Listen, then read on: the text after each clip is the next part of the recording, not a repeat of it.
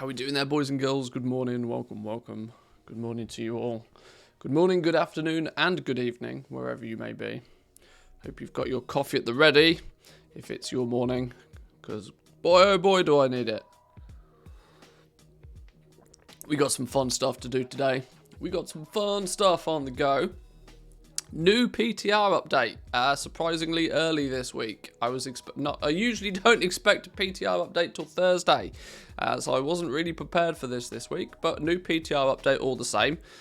We may jump onto the PTR to have a little bit of a look at some stuff, but most stuff's already been data mined and there's not a huge amount to see with our own eyes.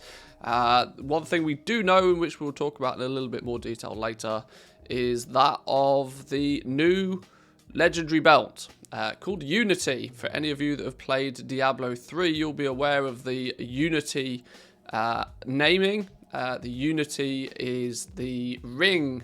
The Unity in Diablo is not the ring, is it? It's the one that shares the damage between you and whoever wears it. Why they've chosen to use that one again, I'm not sure. But we'll talk about the legendary belt in a little bit more detail later on. There's some some drama that's been caused by it because, of course, and I'd like to say, called it, by the way, that when Blizzard said that you will acquire a legendary belt, that did not necessarily mean you will get a free legendary belt, and it's been proven as such, but we'll go into more details later. So we've got some new PTR stuff to talk about. It is obviously reset day, unless I've completely got my days mixed up. Last time I checked, it is reset day. It is Wednesday. Reset day for us here over in the EU at least. Anyway, got to get some auctions listed. We've got to capitalise on those reset day sales. Get that done first thing this morning. And for you regulars here who get to watch the stream live, I have a new little system in place for the channel point. Everybody's collecting their coffee beans.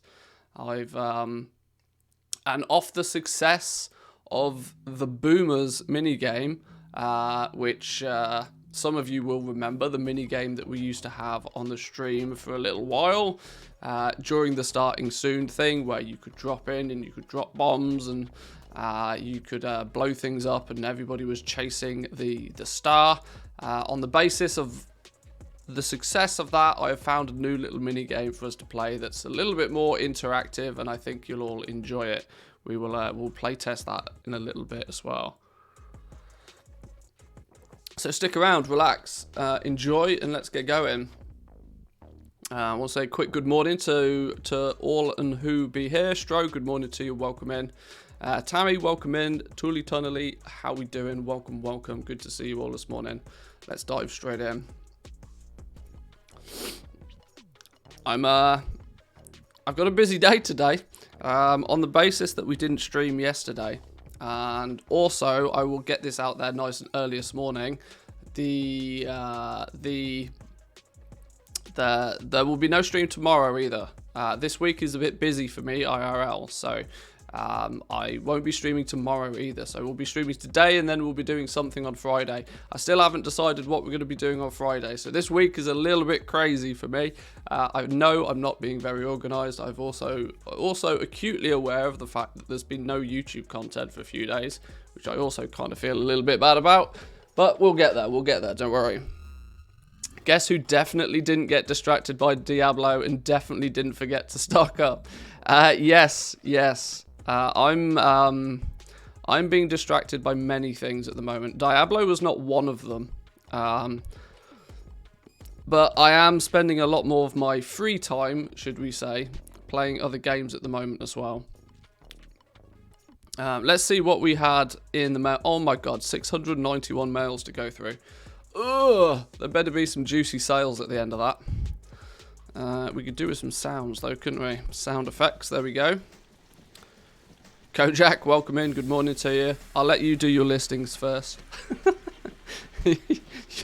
Ladies first and all. I'll post mine in a minute.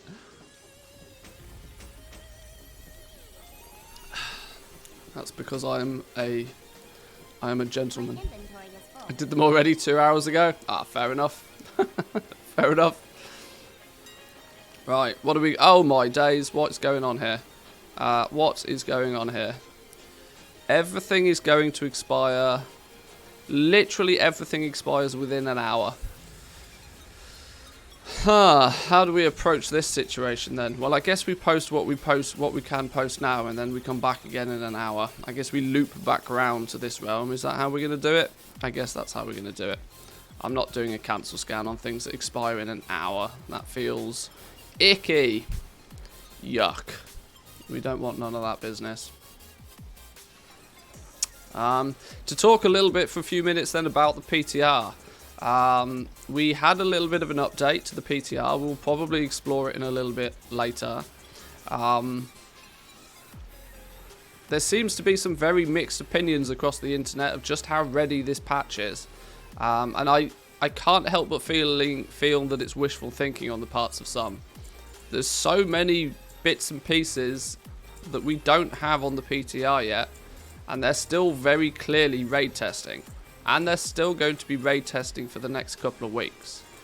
Some people are still speculating early February. Now, I disagree with that. I think the absolute earliest we will see this patch is going to be February the 15th. Absolute earliest. That would be the Tuesday. I'm going off NA prices. NA prices, you know what I mean.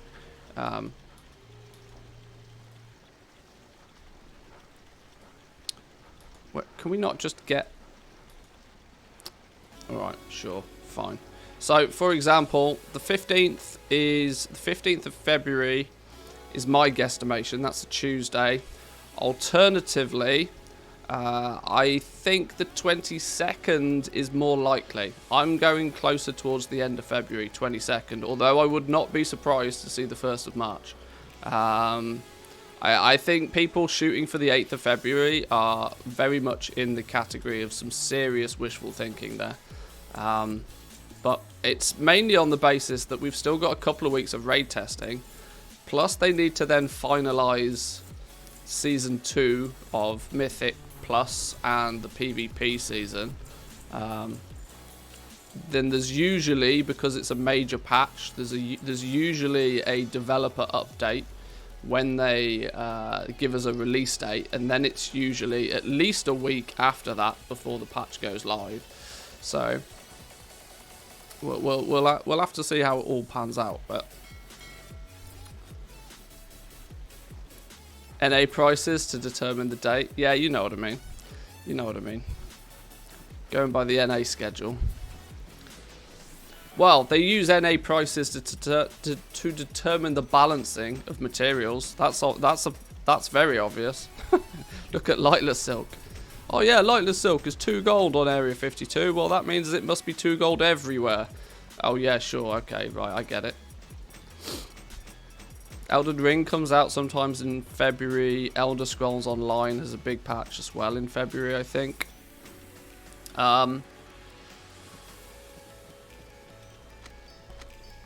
As much as I would like to believe that both of those things will play a part, I'm going to be honest when I say I don't think Blizzard, or more importantly Activision, cares about those things anymore. Because they're not in a position to delay something just for maybe for it to not clash. They'd either then have to delay something so that it doesn't clash, or push it out early. 2 options of which I don't think are really all that sensible.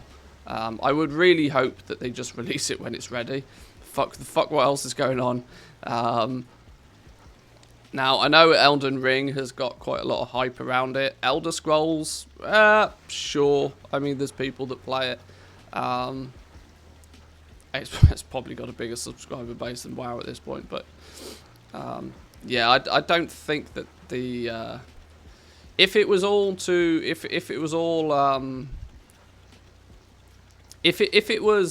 Q4, I'd understand it. But this is the first quarter of the year. Like, honestly, nothing happens in the first quarter of the financial year. So They're not going to be too bothered about it clashing, I don't think. A 9.2 patch still, to me, feels very much like just, right, here you go. Have something to keep you busy while we work on the new expansion. If it was an expansion launch, yeah, sure. They'd want to make sure it doesn't clash, because that's when they get all of their subscribers. But we'll see. We'll see. Let's get some stuff listed, though, nice and quickly. I did, for the first time in a really, really long time, I did a full restock of not just legendaries, but of 230 gear, 200 gear, 168 gear, the whole shebang. I did a full profession restock a couple of days ago, which is why I am now accidentally up to almost 1,000 auctions again on my home realm, which is considerably more than it needs to be. But there's just no way round that, by the looks of things, that if you stock at least one of everything, you're just going to end up with a bajillion auctions to deal with. And I don't know how to fix this problem. I can't wait to loot me a staff that looks like a mace and a mace that looks like a staff. Hey, some people dig that. Some people dig it. I know, it sounds a bit weird though, right? At least with the rep grind being important for the race to world first, we will have optimal routes to get the rep for our crafters marks. Maybe. You're expecting all the raiders to do all the hard work, is that what we were saying? Maybe. So yeah, in reference to that, the legendary, as it stands right now, the legendary belt is going to become available as a faction reward, a revered faction reward. Revered with the Enlightened will give you the option to buy the legendary belt off the vendor. You will also, at that same point, be given the option to buy the memory if you wish to put it on something that is not the belt.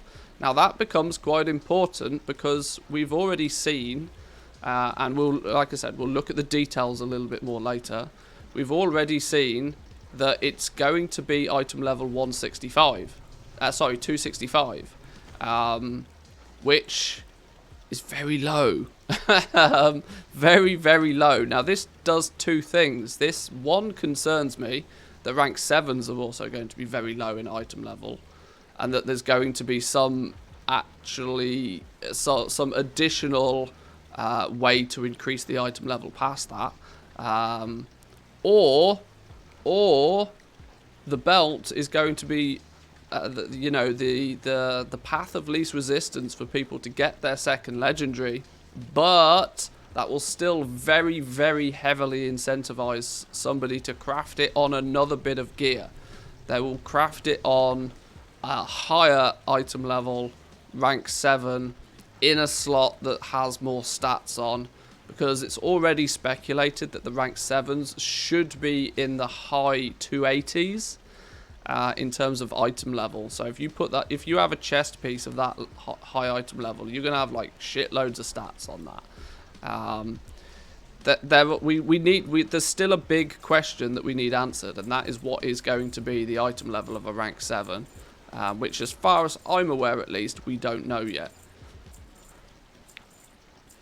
But time will tell on that. But regardless of everything, the legendary belt being available at Revered, more importantly, you can't just buy it with gold either. You need another new currency that we don't know anything about yet, because it's not been implemented on the PTR.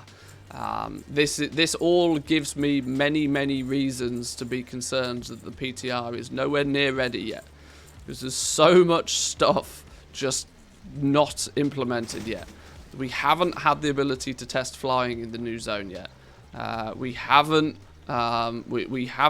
Only in the last few days have we even had the quartermaster for the reputation rewards for the main faction in Zereth Mortis. Either they were deliberately holding it back, so that people didn't speculate for too long. I don't know. I don't know what the situation is, but I still don't feel that this patch is anywhere near ready.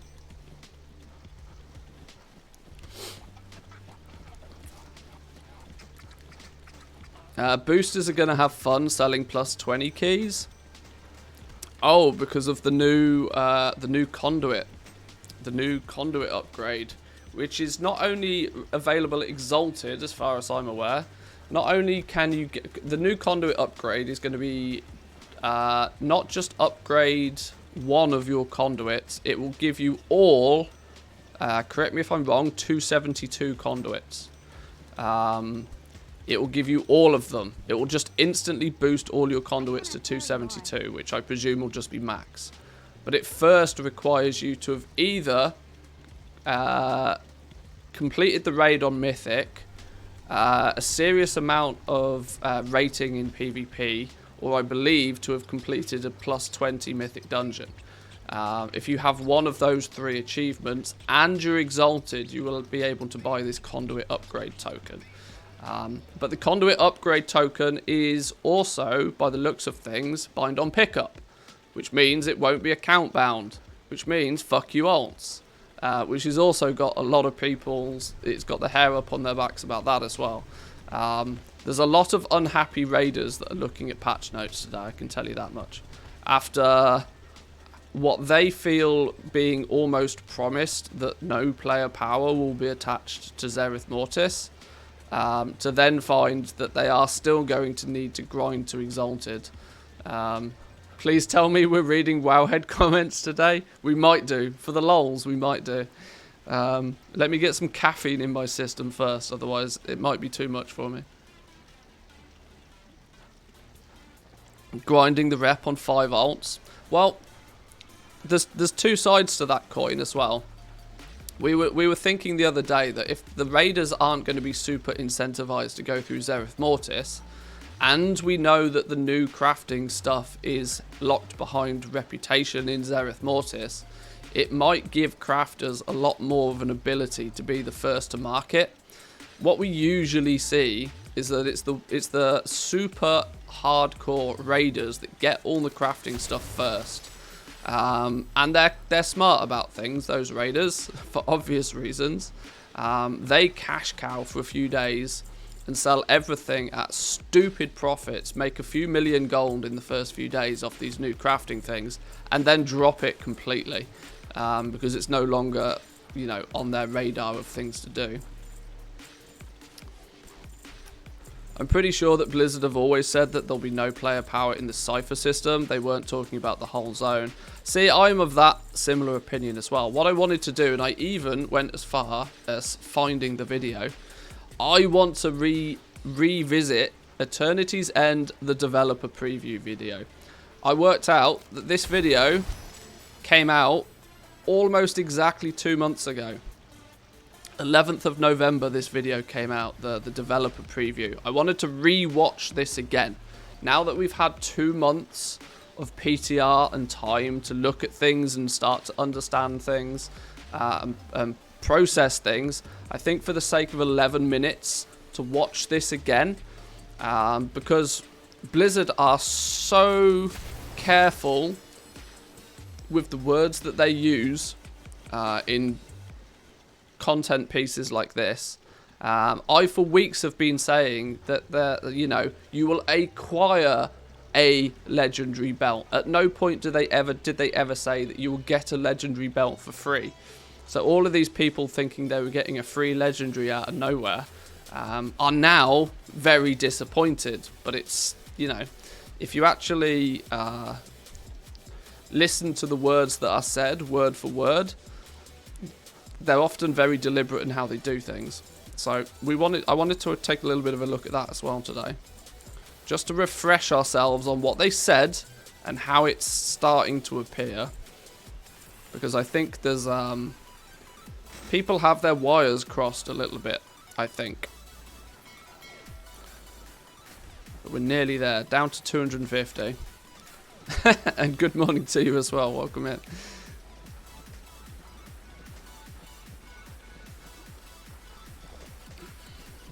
If anything, crafters will grind more rep than raiders. In a way, probably. After the feedback, I think they'll drop it to Honoured. Well, we'll see. I mean, there's been less than 24 hours worth of feedback, so you kind of have to let the dust settle a little bit before you go too crazy on these things. But I'm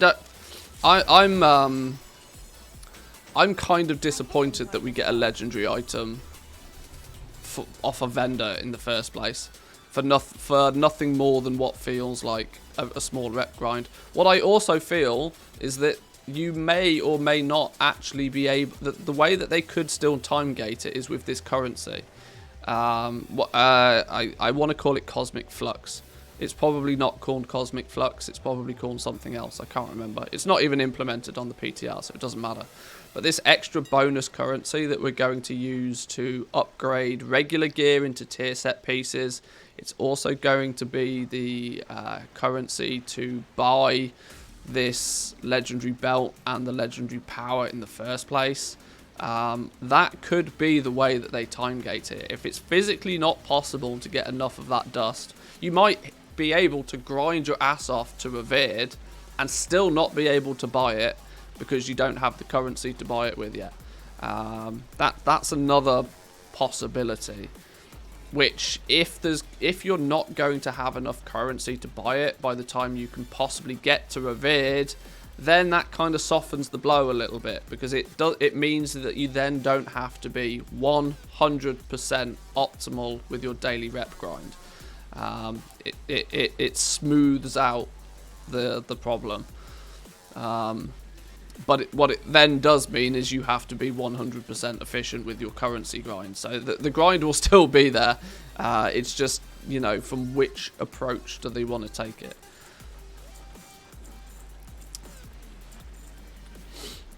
Exception of the first one's BOE trash drops have also been added this build. Most of them share slots with tier gear. That doesn't surprise me. That doesn't surprise me. Nor do I think it's a problem. That Blizzard have said for the last few patches that they want to reduce the impact of the BOEs, the raid BOEs. They want raid BOEs to still be a thing because they're good. You know, it's a feel-good system for people out there raiding, that, oh wow, you got this BOE to raid BOE to drop. Either you can then sell that to somebody else if you value the gold more, or you can use it yourself for that nice little power bump. They like what the raid BOEs do. What they don't like is, and more importantly, what the world first raiders don't like is the absolute necessity for them when you step foot into the raid. But who knows? If they clash with tier set pieces, I don't think that's a problem at all. We also know that it's unlikely that you're going to be able to get more than a single one or two tier set pieces in that first week anyway. Nobody's going to be running around in their four piece tier set for like in the first week or two, unless you just happen to have god rolls with your personal loot drops. But or you know what the world first raiders do, they just do split runs, and they'll stack 25 boomkins in a raid, and they'll just, you know, funnel all of the loot to who needs it. But you know, degenerate players will do degenerate things. That's just how the game works. The masses don't really tend to engage in much of that, so I don't think it's too much of a problem.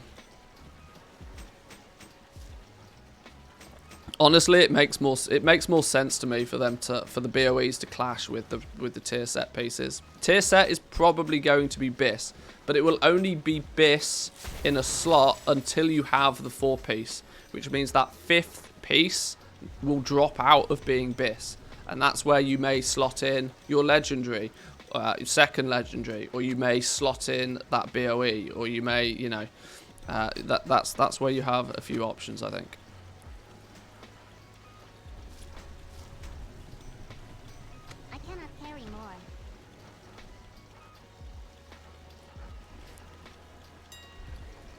Still remember when Gallywix Discord leaked a screenshot of 8.3 BOEs from different servers, all stored in 12 red bags?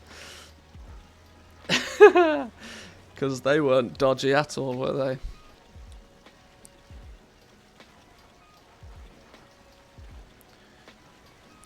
as it is, you can't get the 4-piece set in the first week. 2 pieces of the 5 drops come from the last bosses who are not available in the first week. Well, there we go then.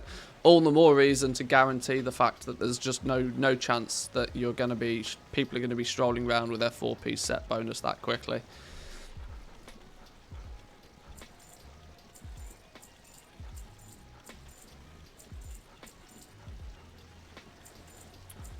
Tier pieces don't just come from the raids though. Well, it depends on the item level of them, obviously. You may... it'll be interesting to see if they come from Mythic Plus, how they come from Mythic Plus, and at what item level they come through Mythic Plus. Or whether doing your Mythic Plus will activate the ability for you to get it in your Great Vault. As well as raiding will also give you the option. They've said tier pieces will be in the Great Vault, let's put it that way. Maybe it will be such that the tier pieces don't necessarily drop within... Oh, I don't know. It's probably going to be all tied to the vault, I would guess. Can't invest bags on an account that's going to get banned. That's it. You don't pump resources into a character that you know is going to get banned. Right, we did a surprisingly juicy mailbox from yesterday, by the looks of things. This is what happens when I actually bother to do a repost. Bunch of high value, presumably tier 6 Legos. Umberhide vest at just shy of 100k. We have a bunch of Masterful Phaedrum ring, 11k. That must be a 230, I would assume. If only I could get these kinds of numbers on Project Draenor, we'd be laughing. Some Shadebound Greaves. Another Umberhide vest, just shy of 100k. Those seem to be good sellers at the moment, you know. Masterful Phaedrum ring again. Is that the second one of those? We sold one at item level 200 and 2 of them, I think, at 230. Versatile rings, one at 230, one at 200. Jewel crafting rings are popping off. It's nice to see. 1.4 mil. I'll take it. That, oh my god, our bank character's almost capped. The bank character is almost capped. You know what that means. We know what that means, don't we? We haven't been spending anywhere near enough gold. we need to do some spending, boys and girls. Let's go on a spending spree. Oh, shit, the bed. Spending spree. Yoink.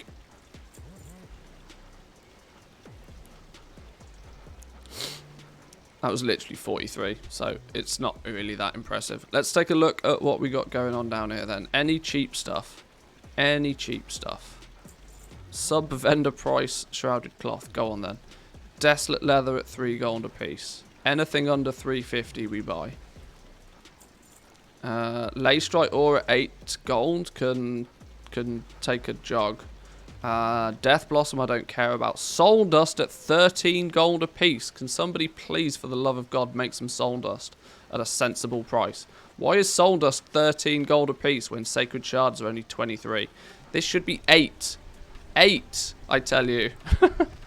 Okay, Phaedrum ore. Oh my days. Oh my days. See, when you've got the opportunity to buy big, you have to buy big. Yes, I'll have 14,000 Phaedrum ore for 13 gold a piece. That is outrageously cheap for this realm. So much so, we're going to do this just because we can and reset the market. Oh my god. Okay. Exotic Leather, Vigil's Torch, Widow Bloom. Solemn ore I don't really care about. Neither do I care about Nightshade, although I might start caring about Nightshade. Oxane at 23 is still expensive as far as I'm concerned. Rising Glory I don't care about. Sinvir ore at 28 is too expensive. This goddamn Lightless Silk won't hurry up and get cheap. Whoever's posting that, whoever owns all of this, please post it at 25 and I'll buy all of it.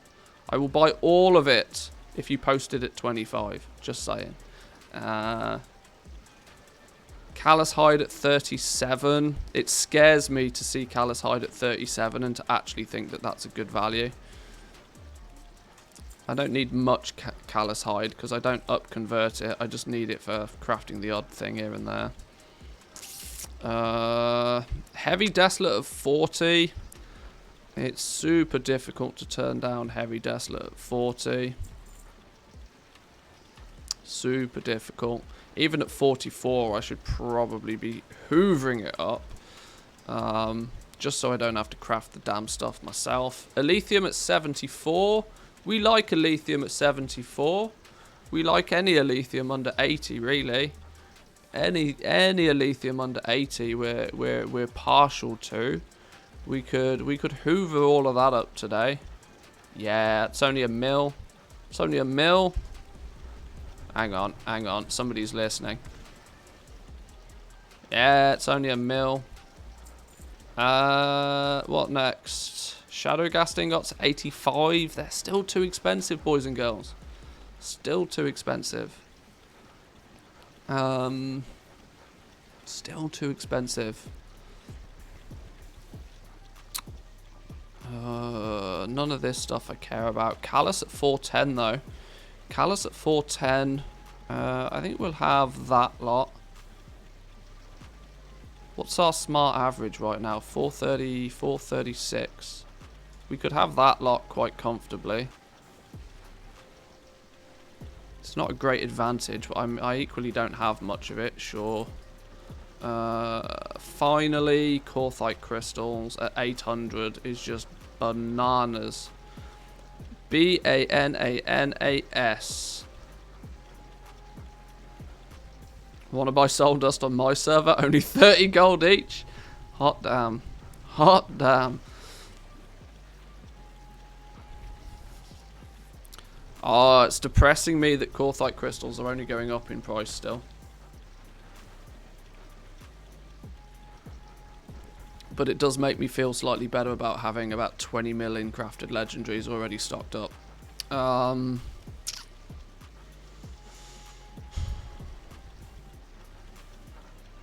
I've had to make my own dust the past... That's really tragic. That's 7 levels of tragic.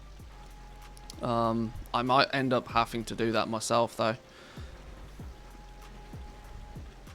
The problem is I can't do it on this character because he's stupid dum-dum level low 48 Frost Mage. Sure, he's maxed out on he's max enchanting, but he's not going to have easy access to this, which is what we really need. I could spend the afternoon maybe doing Shaping Fate on this dude, specifically in Ardenweld, to maybe, hopefully, possibly get me some rep with the Wild Hunt to get this for, like, I don't know, level 52 or something, maybe. I don't know. I don't even know if that's possible. I don't know if Shaping Fate even gives you that much reputation whilst leveling. It probably doesn't. If I just did every zone quest, though, in Ardenweld, I'd probably be halfway there. Yeah, who knows? Who knows? I'm not going to do that ever, am I? I'm not going to do that. Right, what else? What does our TSM graph actually say? Our TSM graph says that we are still remarkably poor. That's fine. No biggie there. Let's not look at these numbers because they're scary. How much did we just spend then? We dropped a nice 7, 1, 1.5, 2 mil, I'd say, roughly.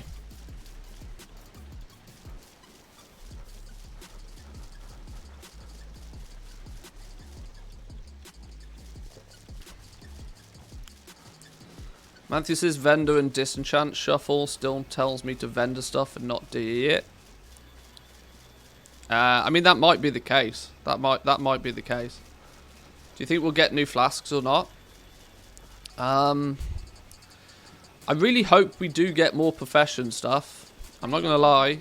My hope is there. I am concerned that we just won't, though. I'm quite heavily concerned that we just won't at this point. But it's another thing on my list of reasons to why I really don't think that patch 9.2 is ready yet. It's not cooked. It's still raw in the middle. From the way it appears, at least. But maybe that's because I want more from the patch than Blizzard are actually willing to give. We don't know. Now I have a problem. I have a slight overstock on Phaedrum ore. Well, next tab it is then.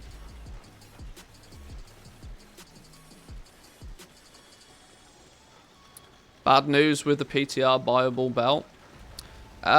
It's bad news depending on who you listen to. If you listen to a world first raider, they'll probably tell you it's bad news.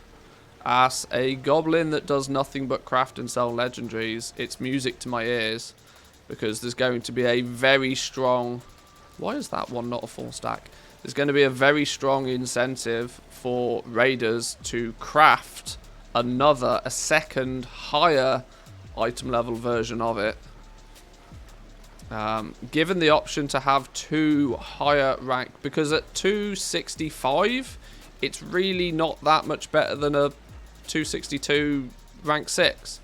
It's literally 3 item levels higher. It's basically a rank 6 that we're going to get given. We're going to acquire the belt at pretty much what rank 6 is. Rank 7 in theory should be in the 280s. And if that is to be the case, then people are going to be incentivized to craft either the belt. If the belt is a good slot, then might be incentivized just to craft a better version of it, or at least to upgrade it to higher item. I don't know. It's still music to my ears. I'm telling you for a fact that patch 9.2's legendary sales are going to be ridiculous, off the charts level crazy. My hope is that many people will craft it because they don't want to farm 3,500 of the currency. Well, that's another thing, right? That currency is going to be used in other stuff. That currency is going to be used to upgrading tier set pieces. It's going to be used to upgrade your legendaries in the first place.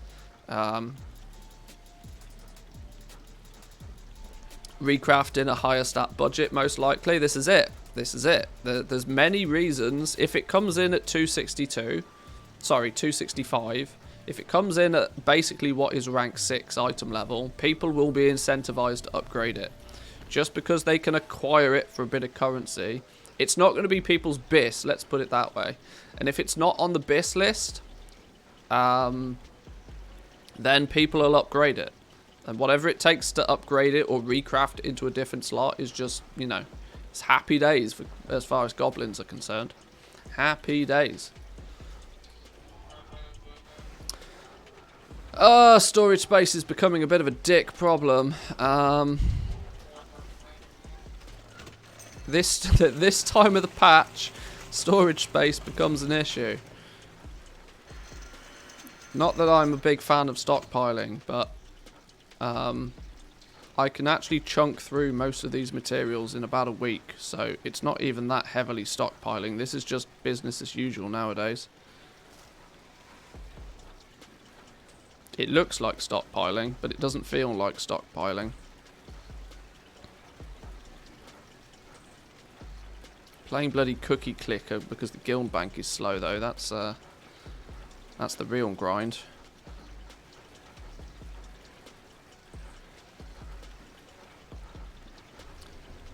Legendary is a pay to win in my mind from a player's perspective. I mean, it is, yeah. Buy token, exchange for gold, buy best in slot legendary. I mean, it's not far off.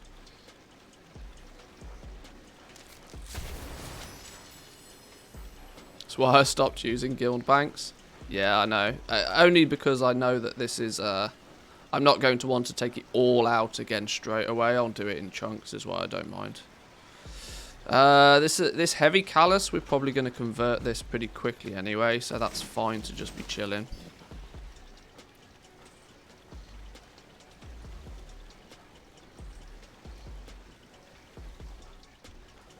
Our mailbox is empty. Good. Mailbox is empty. Auctions are listed. Within the next, let's say if we come back on this, if we aim to come back on this realm in about an hour, we will have all of these expireds to relist. And then this realm is good to go for the day. We're already selling stuff. We're already selling stuff. Rank 4s, surprisingly. A few blasting sales on rank 4s. All of which I would assume are pretty profitable. 20k for a Shadowghast Pauldrons is... yeah, there's a couple of thousand gold in that. Shadowghast Greaves at 24, same again. About 3,000 or 4,000 gold profit. Same on the breastplate. Yeah, that's exactly where I'd expect rank 4s to be now, which is nice. There's been patches where I simply cannot take items out. Oh, because the guild rank... well, yeah, if you have... yeah, if server load will have a play. Sorry, there was a question a while about, do you know where the belt was going to come from? Yeah, it's a reputation reward in the new zone. It comes for... it's the... you can buy it off the vendor once you reach Revered with the Enlightened. Seems like they just wanted to make an alternative for a free legendary for casuals or alts. Well, this becomes the thing, right? If you really do want the cheapest path to victory on an alt and don't want to spend hundreds of thousands of gold on a high rank legendary, then, you know, you can do the daily zone, you can kind of, you know, casually play the game and, oh, I happen to have enough of this magic currency that I'm not particularly using for anything else. Sure, I'll get a 265 legendary belt. Sure, why not?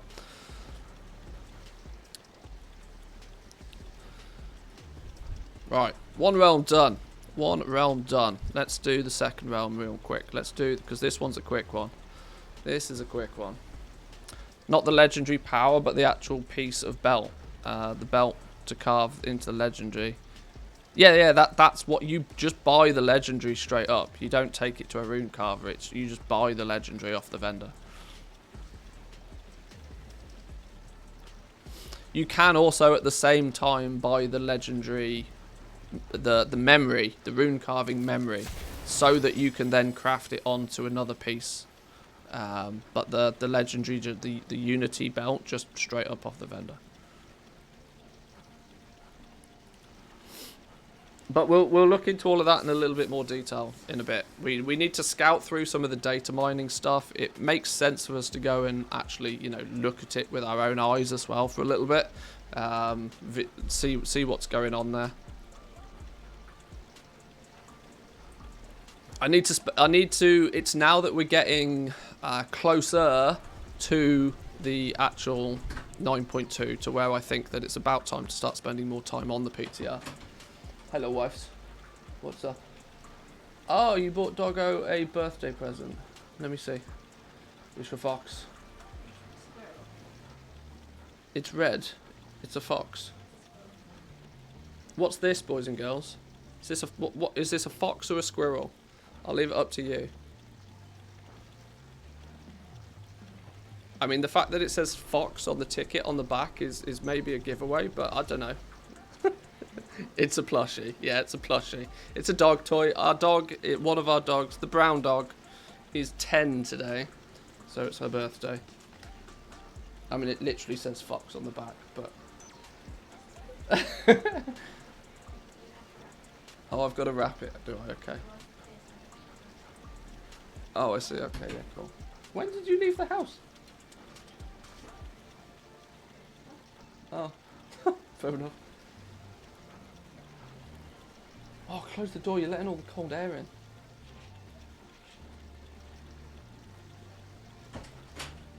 So 70 in dog years. I guess.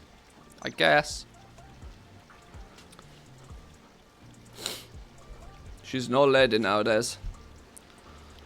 She still runs around and jumps about and acts like a puppy though, so I don't think she realises she's old. It's a Pokemon.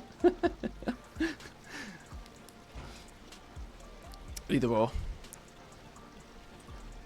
Right, I told you this would be a quick realm. This is a quick realm on the basis that I don't even bother cancelling and relisting half the time. I just throw stuff up on the auction house, and if it sells, it sells. I've kind of I've dropped the ball a little bit on this realm. This realm isn't even ready for patch 9.2. It's lagging behind big time. I put way too much time and effort into Project Draenor. But we'll come back to this once I've got a little bit more spare time. So there we go. There was that auction house done. I literally don't care. Right, I want to check Draenor real quick. I want to get all my auctions in place. Early doors. This is why I started the stream a little bit earlier today, so that we've got a little bit more time to do things.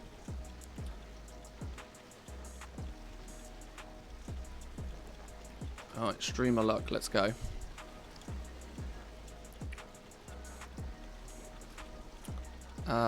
I feel that we should have this dude doing something in the background. He should be definitely crafting something. TSM groups, enchanting mats, restock, go. The most vital one is probably going to be lightless silk because that's painful to craft.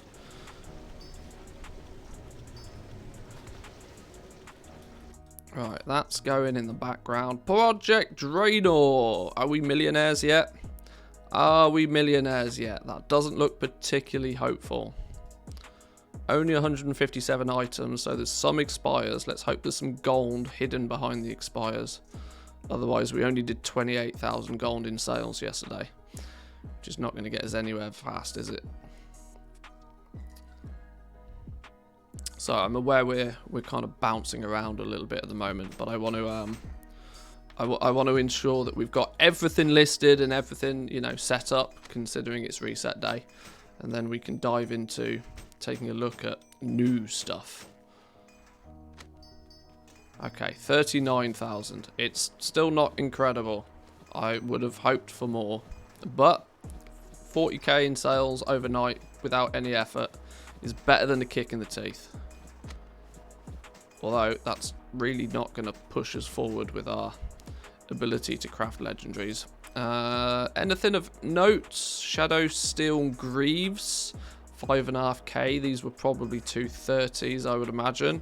Same with the Shadow Scale. Oh, 2 pairs of Shadow Scale Greaves. Maybe we got bought out, or maybe that was just coincidence. Lots of item level 200 stuff, I would guess. Shadow Gas Necklace at 370 gold. Got to get rid of those rank 1 Shadow Gas necklaces somehow. Cool. Yoink.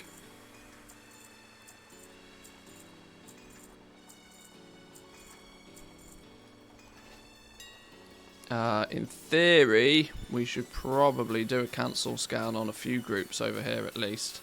Let's do a cancel scan on Legos, even though I don't think there's any listed. There isn't, no. 230s?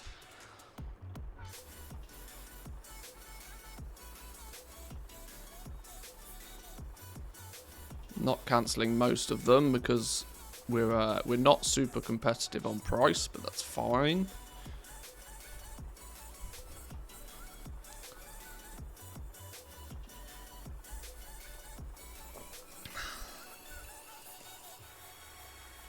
$35 items times 3, about 80 cancels. 69, that'll do. Giggity.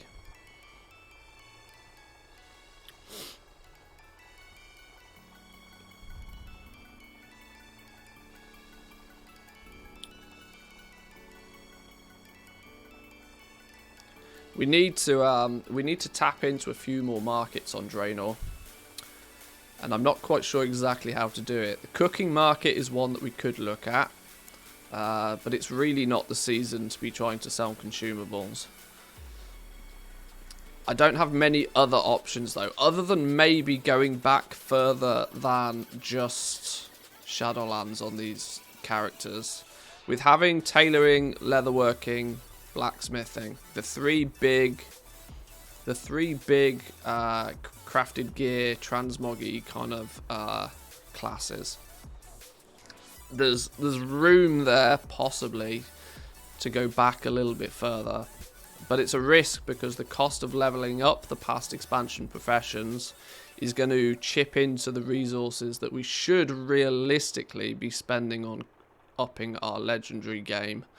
But we're still in the stage with legendaries where we're just taking massive losses every time we craft something. So it takes us a few days to generate enough gold to be able to afford to do a restock even.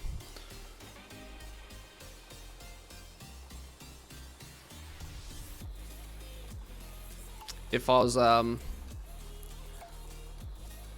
if I wanted to cheat the system though, I'd just transfer 5 million gold over here and have done with it, but it feels too cheaty. We've got no mail, no slots for the mail. Let's get these relisted then.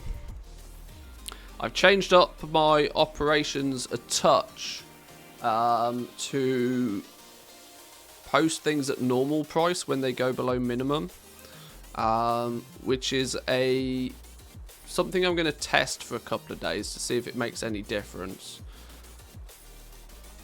The reason I've chosen to post at normal when it goes below minimum instead of posting at minimum is it means that it only takes 1 or 2 hero sales of something selling at normal to completely cover the entire cost of listing all of the items, which is kind of what I need. If I post everything at minimum, if it goes below min, that doesn't leave me much room for listing fees, and these higher item level bits of gear still do cost a sizable amount to put on the auction house if you're doing it repeatedly. And you can see the deposit fees up here. You're still talking like between 20 and 40 gold in most cases to post the item.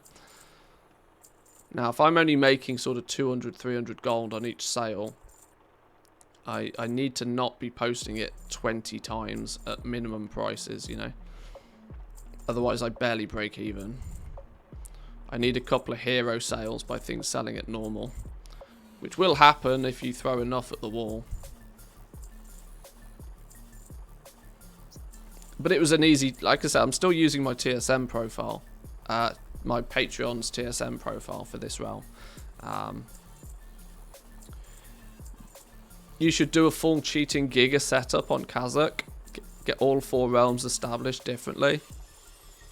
It might not be a bad idea to do that, you know.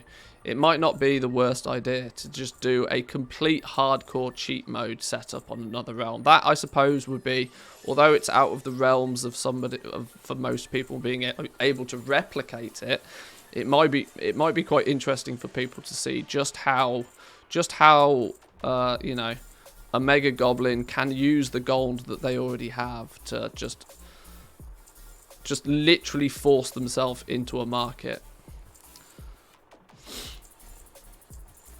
What do you think about Korthia prices in 9.2? I'm almost certain, the way that things are looking, that Korthite crystal prices will only go up in 9.2. But I'm not super fond about speculating on price. I would much prefer to talk about supply and demand. The demand for rank 6 legendaries, I think, is still going to be very good. Especially if rank 7s are super duper mega expensive.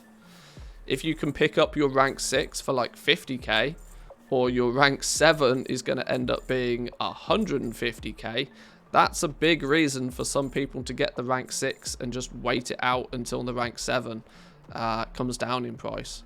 Because quite literally people won't be able to afford the rank 7s.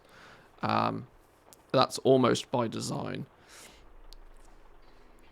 That in turn would mean if rank 6s still sell considerably well, the demand for the Korthite crystals is still going to be very good. The big problem though is nobody's going to be in Korthia. There'll be nobody, that the supply of Korthite crystals will almost dry up, which in turn usually would lead to prices increasing. But if the rank 6s go up in price because the crystals skyrocket, won't that make them less attractive? Well, there's always a balance. There's a happy medium in there somewhere. Yes, both are possibilities. I don't think there's really that many Courthite crystals in circulation to offset anything. This is one of the biggest realms in the EU, and there's less than 2,500. There's less than 3,000 Courthite crystals. This is enough Courthite crystals currently listed to make like 80 legendaries, 80 rank 6s. That's literally nothing for a realm of this size.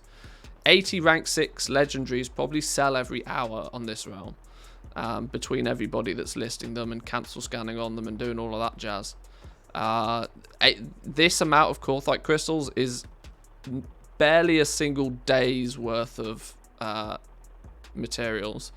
Never mind enough to, to float a market for weeks into a new patch. Absolutely not.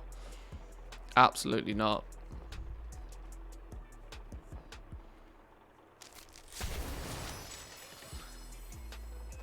Rank 7s aren't even craftable on the PTR at the moment. Correct.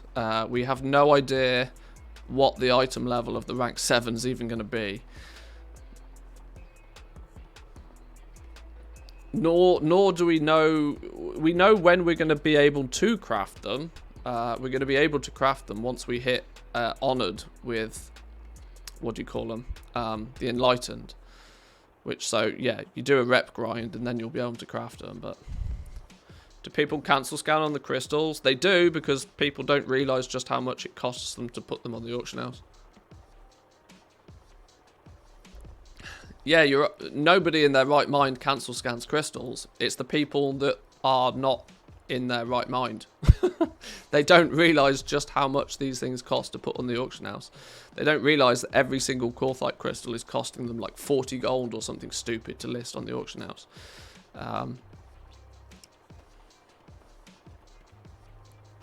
But yeah, in regards to overall supply of these things, there's not a single realm out there that's overstocked on Courthite crystals right now. And the demand for them is only going to go up, and the supply of them is only going to go down. At the very least, even if the demand for them doesn't go up, what we can absolutely categorically say is the supply of them will go down. For the very simple reason that everybody will move from Korthia to Zereth Mortis. And now that we also know that everybody is incentivized to be in Zereth Mortis, the supply of Courthite crystals disappears. I can't see any reason why the price of Courthite crystals at this point would go down.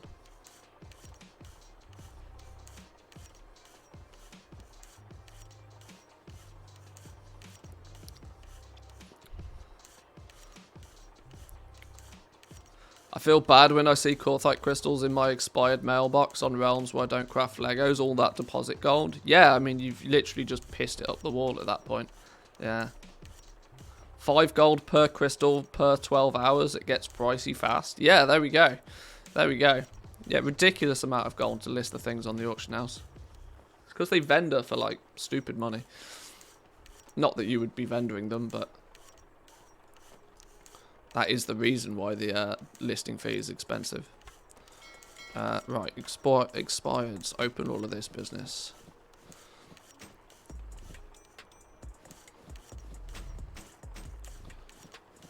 Do we get more anima from Zereth Mortis? I can't see why you wouldn't. I mean, anima's basically a... Does anybody care about anima anymore? I thought people had long since cared about anima. People are just swimming in it nowadays. Unless you're somebody that's actively trying to complete all the things by buying every transmog and every X, Y, and Z. I can't imagine there's many people that care about anima. Certainly not outside of the gold making community. You need millions of anima to collect stuff. Yeah, for the collectors, I would imagine they still care about it, sure. But for your average player, I don't think the average player gives a hoot about anima anymore. Korthia itself has just flooded people with anima. You can get 2,000 or 3,000 anima a day almost without trying. Plus, by the time you rank up in there's the items that you buy that gives you bonus anima every time you do anything, which just means it gets thrown at you from every direction. Let me put it this way, I really don't feel that in patch 9.2 there'll be many people out there farming anima. You'll just passively get it by doing basically anything in the game. And by the time you've upgraded your Covenant that little bit as well, if you've got rank 3 of 3 in your Covenant already, if you've already dumped 60k anima or so into your Covenant to get it leveled up, the amount of anima you get from just stuff is just gross. I've got characters with like more anima than they know what to do with.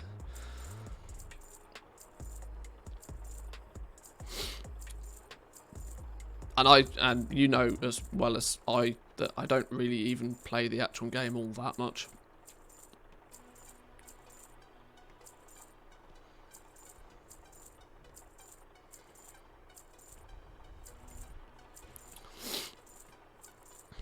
I barely have any anima because I don't really do anything. Well, I mean isn't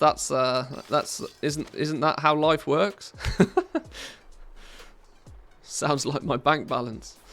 I don't have none of those monies because I don't do a lot. Yeah, makes sense. Right, Draenor I think is even ready to rock and roll. Where's our TSM graph? Spiky, spiky, spiky, spiky, spikiness. It's all good. We don't mind the spikiness. What we are interested in, DB region market average. 2 mil worth of stuff. 2 mil worth of stuff. That's not bad. We can live with 2 mil worth of stuff.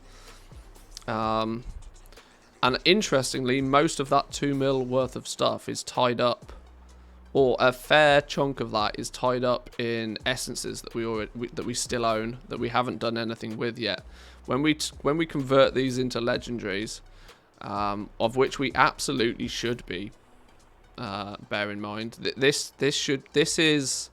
this is 4 or 5 rank 2s that we should probably be crafting just for the experience, just to try and get some of this gold back as quick as possible, because this is dead gold right now. This is 150, let's call it 200,000 gold worth of stuff, more than 200,000 gold worth of stuff that's just chilling there, not doing anything. We should probably do something with that before too long. But auction-wise, I think everything is listed and everything is... Haha, okay, that's what I didn't check. Within an hour or two, everything expires. In fact, there's enough there for us just to cancel these. When I say enough, there's few enough for us to just cancel these off, I think, and put them back on.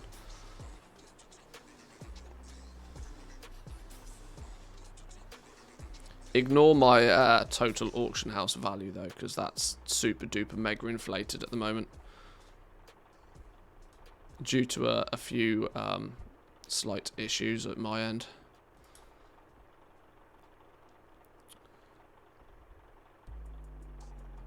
Can these off real quick. I think we'll get this realm sorted. We'll have a little bit of a looky through some of the patch notes and some of the data mined info for the new PTR. Then what I want to do is I want to take a little bit of a look at this. I want to re-watch the Eternity's End developer preview.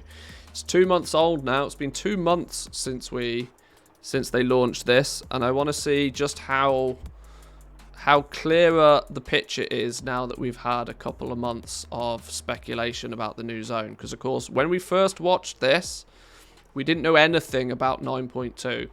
Now we know a hell of a lot about 9.2. It'll be interesting to look through this and try and see if we can see if it's resulted in what we expected it to be. I guess that's what I'm trying to say. There's a lot of lightless silk pouches and bags actually here.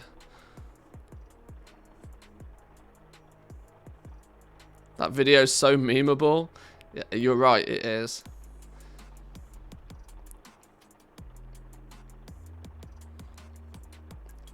Some React to YouTube content. Big brain plays. Yep. Yep.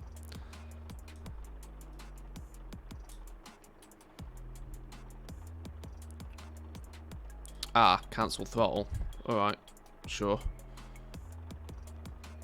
Well, if we're throttled on those, let's grab all of these out then.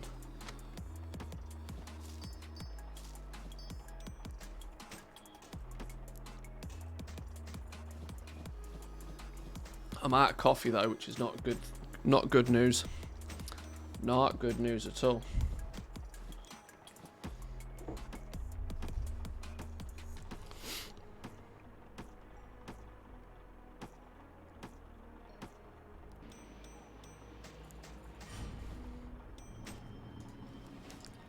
Right. Can we keep going? Can we keep going? We've got some more auction house playtime.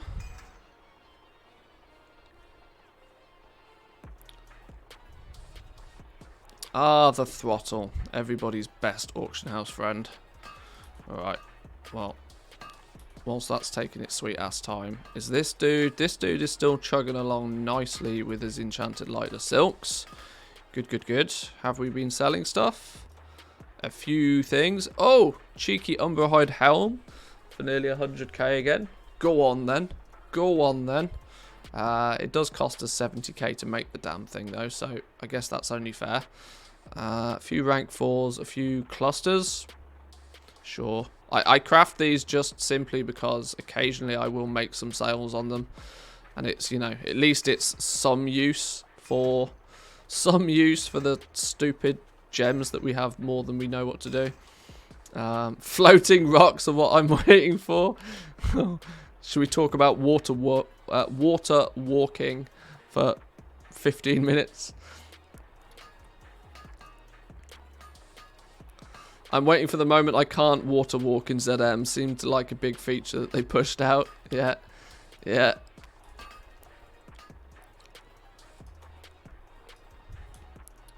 When are they going to go back on that? When are we all going to sink and drown? Never before seen. I think they even called the water like mystical or something. It was so marketing, it wasn't even funny. But we'll see it.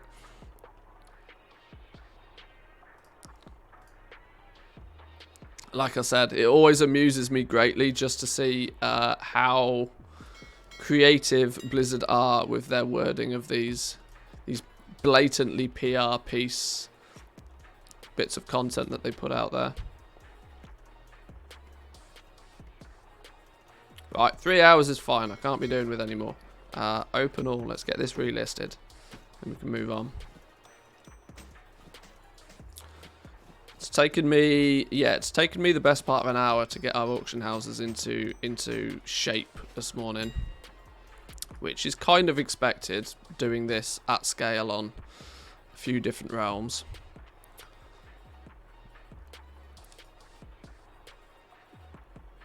I like to try and keep it to about 20 minutes a realm if I can for like auction house stuff.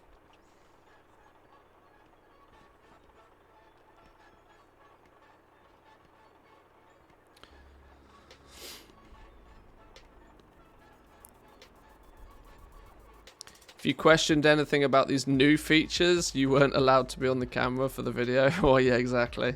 Yeah, sorry. No, you're out. You're out. They had to find the most shilling developers on payroll to sit in front of the camera. That's mean. I truly believe that these developers like wholeheartedly believe in what they're doing, even if they're orchestrated to read off a script half the time.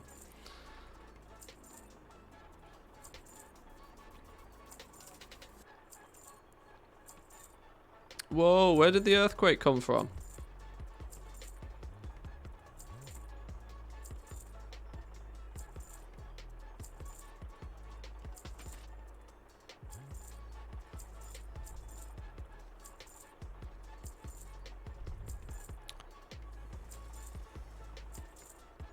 Below minimum price posting at normal on our lightless silk pouches.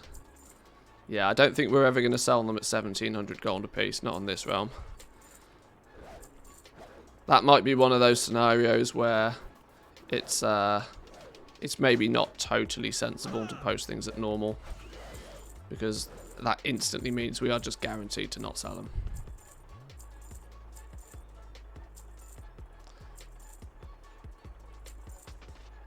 Dev talks are only good to see what's coming, not the hype they create. Remember how Expedition Islands had next generation AI that would revolutionize gaming? Yeah. Yeah. Yeah. Next gen AI that would run around in a circle. Yeah. Next gen. It would be next gen AI if the current gen was PlayStation 2. But we're a little bit further ahead than that. Right. Okay. I think I'm safe to log this one out now. Let's log that one out. Boom! Another Umberhide Helm at rank 6. We are rich. I'm also concerned I'm going to run out of those. Umberhide Helm, rank 6. We still got... Ooh, LST thinks we've got 2 more. Does it take into account the ones that we've just sold? Probably not. Probably not until we loot them. So that might have been our last Umber. The easy way to check, isn't it? There's an easy way to check. Umberhide Helm. Rank 6. No, we've still got one. Was that legs? Was it legs? No, Umberhide Helm. Umberhide Helm. Oh, in LST you mean? Maybe. I have a 0 on... No, it was the Helm. Helm is 2, which it's actually only 1. I don't know how that works. Something's not quite right there. Either way. What have we sold out of? Bone Shatter Treads. We've sold out of Umberhide Gauntlets. And we've nearly sold out of Shadowghast. Shadowghast necks at rank 6 we've nearly sold out of? Get out of here. Lies. Okay, whatever. Fine. Let's leave that doing what it's doing. Right, I'm going to go grab myself a drink. And then we are going to have a little bit of a browse through... Oh! Wowhead's had a facelift, look. Wowhead's had a facelift. I'm gonna go grab a drink and we're gonna have a little browse through some of the patch notes, some of the news articles regarding the new PTR, and then once we've caught ourselves up to speed, we will go back for hilarity's purpose and take a little bit of a re-watch of the Eternity's End developer preview and just see how clear our opinions have been swayed over the last 2 months since this came out. But right, occupy yourselves for a couple of minutes, boys and girls. I'm gonna smash that add button because I always forget to do it. Smooth George has kindly reminded me to do it. I'm gonna press the add button. So if you want to ignore the ads, you've got 2 options. Go grab yourself a drink, take a bathroom break, do whatever you want. Or the sensible one is to hit that sub button. You choose. I'll be back in 2.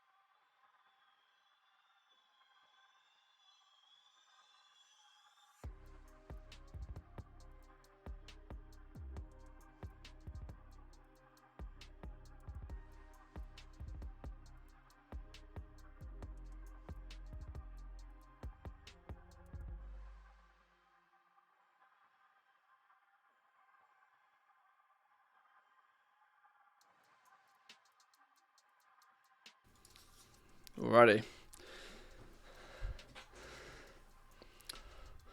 What ads playing? I'm curious. None. Manthius was bamboozled.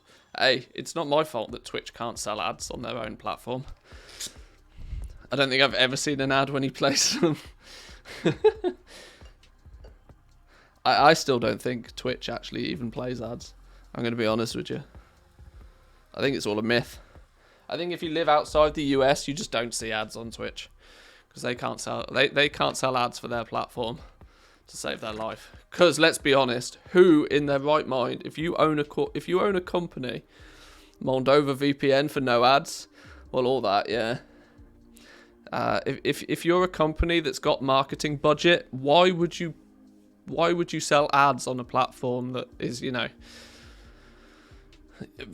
I mean, you'd spend your money on YouTube instead. I actually stopped watching YouTube last night because I had too many ads. Honestly, I have not seen an advert on YouTube forever. I mean, YouTube Premium has something to do with that, obviously. But even before I had YouTube Premium, I'm not gonna lie, I was a filthy ad blocker. I still, I mean, you guys can see, I still have ad block. I have to have ad block because you know, you can quite often see what I'm displaying, and I don't want it to be displaying. I like to have some element of control over the content that is seen on my stream, which is hence why I have YouTube Premium. It's hence why I still have ad block for if we go onto websites that are not so much under my control. I don't want to be showing you ads unnecessarily.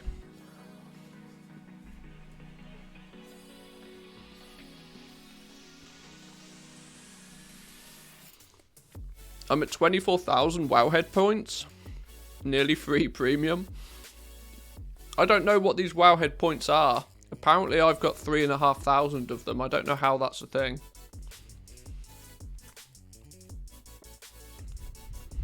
The fuck is Wowhead points? Yeah, exactly. I've got them. I don't know what they are. I don't know how I got them. But anyway, let's take a little read through some of these. Let's start from the beginning as much as possible. Which would be oh dear. Oh dear. 1 day ago. Just wait 24 hours, guys. Right. Is that a mace or is that a staff? Fun item transmogs from Zereth Mortis. This is quite funny. So, the Hammer of the Shattered Works is a two-handed mace. This is a two-handed mace, apparently. I absolutely know that I wouldn't want to get hit in the head by this, though. Let's put it that way. Not that I want to get hit in the head with a mace, but the point is this is spiky. It's going to hurt. It's going to hurt a lot. But it's a cool-looking piece of transmog, sure. Then, the Staff of Broken Coils is a staff that looks like a two-handed mace. Yo, what? do we think somebody messed up the code at Blizzard's end? Do we think this is meant to be the staff and this is meant to be the mace? Hey, either way, I think it'd be funny to see a mage running around holding this thing. I don't think we've seen a mage running around with a two-handed mace before, so.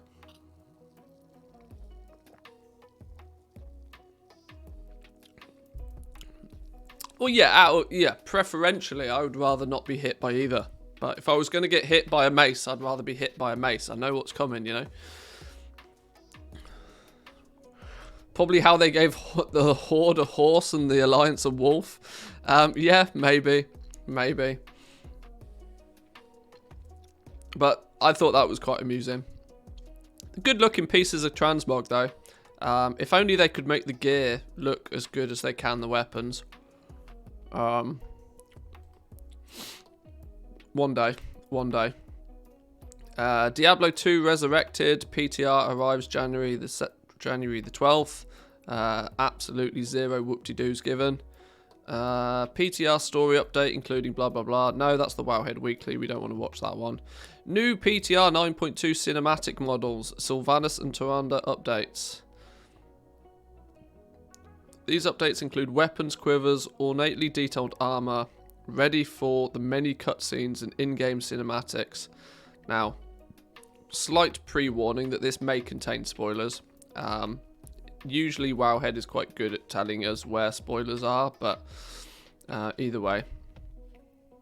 Okay. It's a birdie. It's an owl.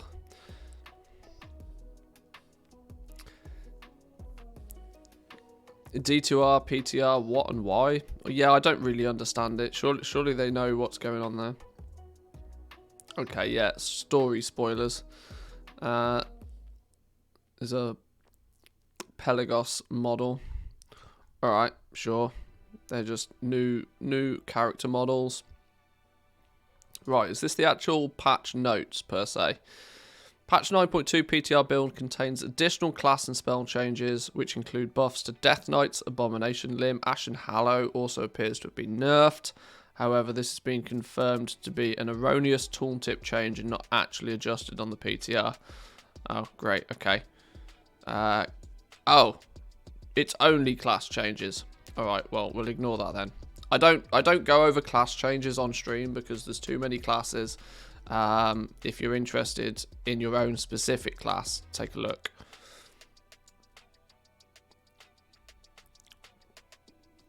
Tier set bonus changes for a few classes, changing for Death Knights, Demon Hunters, Rogues, Warlocks, and more.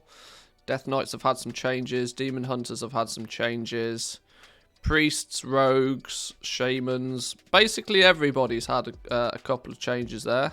Well, not everybody. 50% of people have had a bit of a change. So make sure you check those out if that's your main class. Vessel of Profound Possibilities. This is an interesting one. One of the new items added to the Enlightened, the new faction in Zereth Mortis, is the Vessel of Profound Possibilities, the conduit upgrade item for Eternity's End. Unlike other iterations of this, the vessel does not upgrade one conduit at a time. Instead, it will just teach you everything, even ones you're missing, and level them up to 278.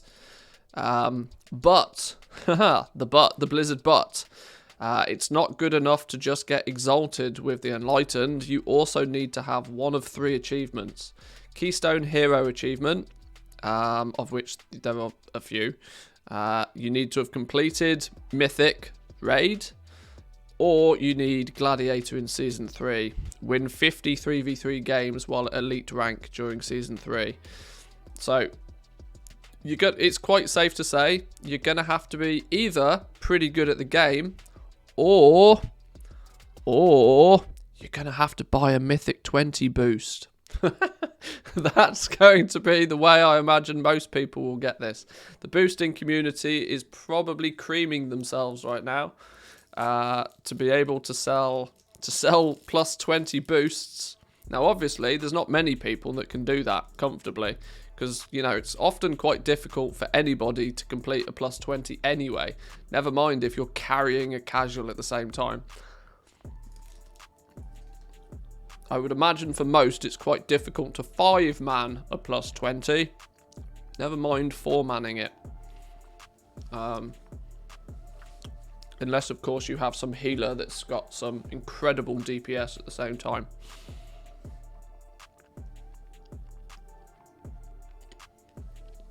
Nice, already done the hero achievements for Season 3.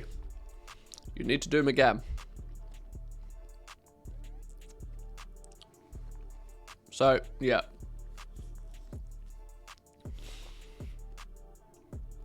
Those boosts that still require you to do something can't just stand at the entrance and wait.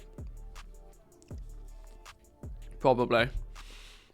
I imagine the Mythic Plus boosts require you to at least do something. In the raid, they actually, more often than not, just want you to run in and aggro the boss and get killed. Because if you're dead, it means that the boss can't target mechanics on you. But for Mythic Plus, you might actually have to at least follow along and maybe press a few buttons.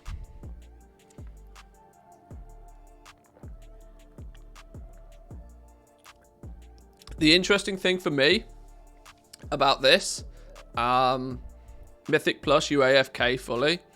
Would you still just AFK? Oh, fair enough. You just let them run off and do it. I don't know. I don't do boosts. No idea. I don't care about that stuff. The interesting thing for me is that it's bind on pickup.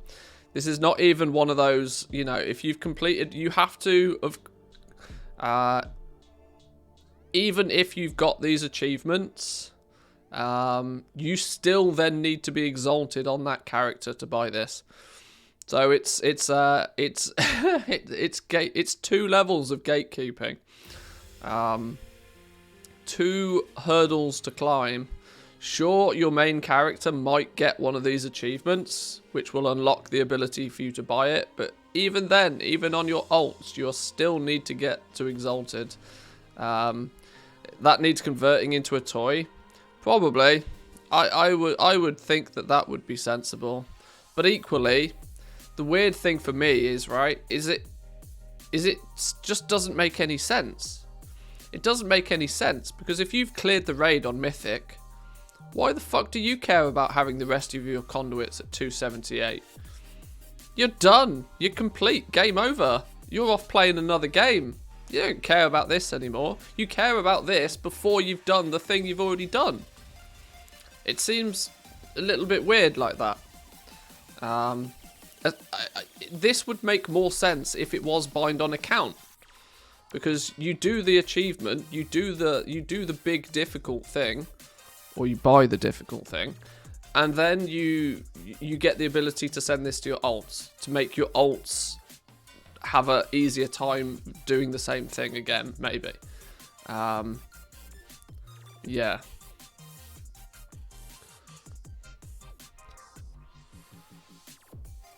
No. Mythic Scepter of the first ones. This is this is the meta achievement. You have to have cleared Mythic.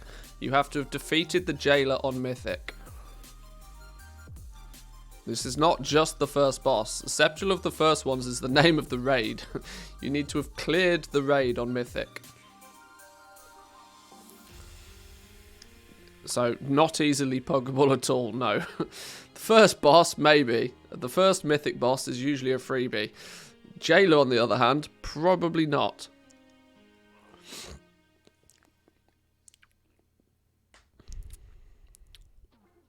Quite the difference between doing a whole raid on a Mythic or a single plus 20.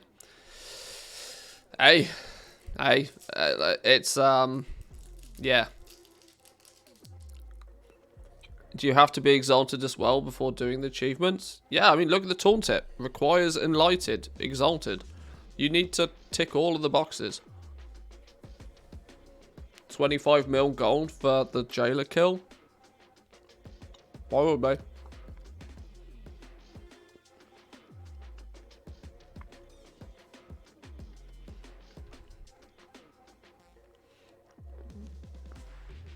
Maybe the item can be bought on all characters on the account once one has it, kind of like the Korthia stuff. Maybe. I mean, that might be a thing. That might be a thing.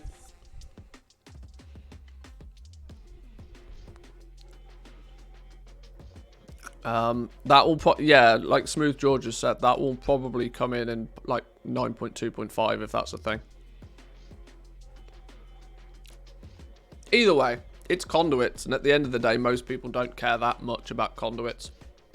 I mean, they kind of, it's better to have the conduits than not have them.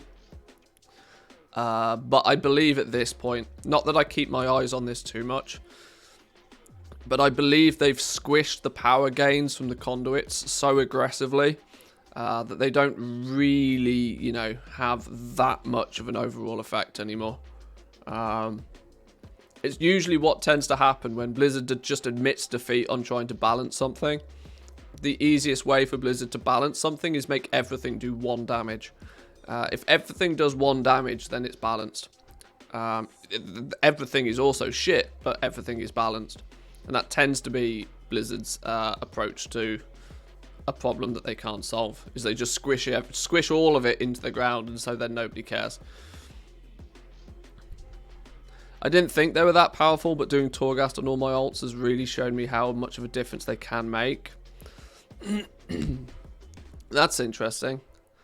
That they maybe. I really still to this day don't think they play too much of a part, but like I said, I'm not the voice of the masses on something like this. It's kind of stupid if you think about it. After the amount of people wanting to get stronger, after clearing Mythic, getting Glad or getting all Keystone Heroes is next to nil. But see, this is it. It seems like it's just held too far away.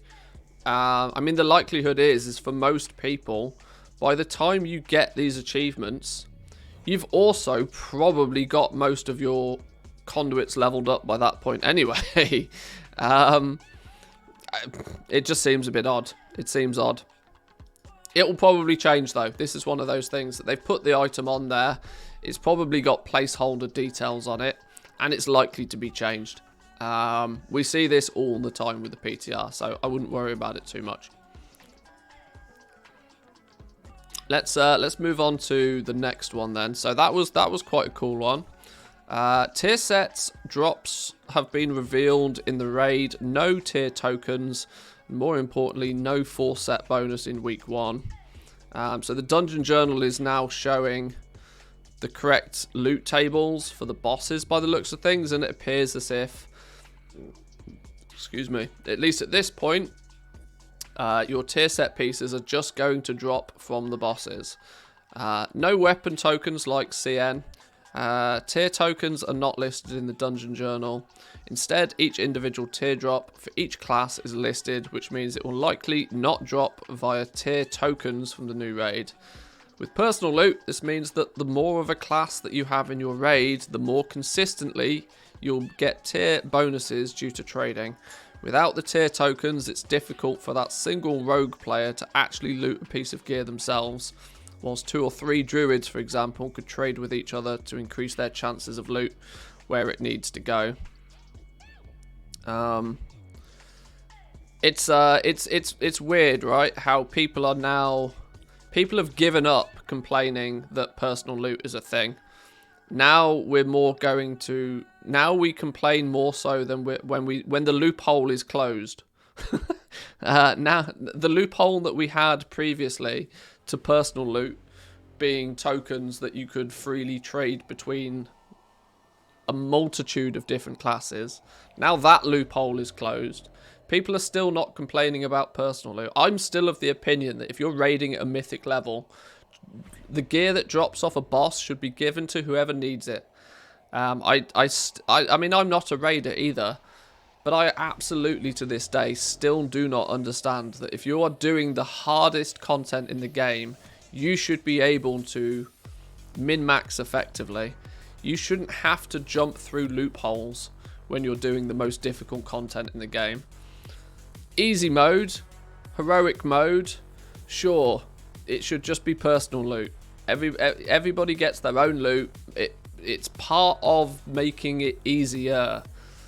When you get up to mythic difficulty though, if you're doing the mythic raid, the loot should drop on the boss. One of your dudes in the raid goes and loots it and then distributes that loot to whoever needs it. Personal loot has no place in mythic raiding. It baffles me. It baffles me because it makes and let's look at it from the perspective of what was Blizzard's reason for personal loot. Their public facing reason, I should state.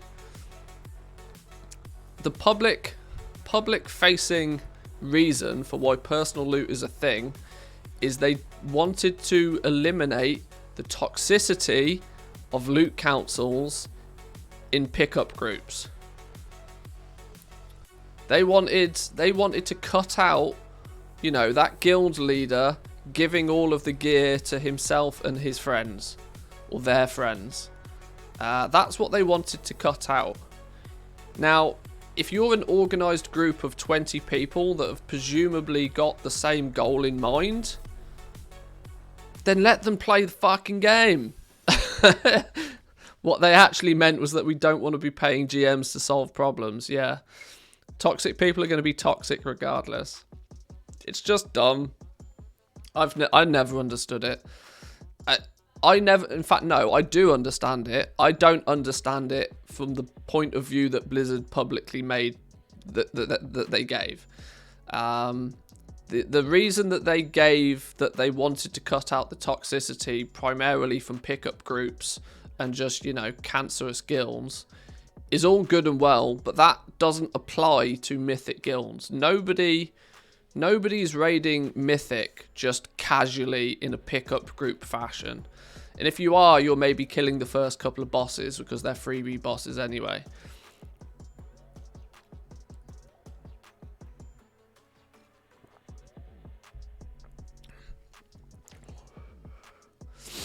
And arguably, if people start being too toxic at a Mythic raiding level, they're just asking to disband their guild by doing that in the first place. Players that have the ability to kill bosses on Mythic difficulty will never find it that difficult to find a spot in another guild.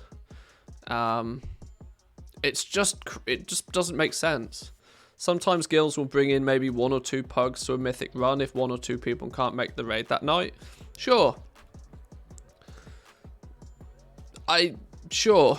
that's probably the case.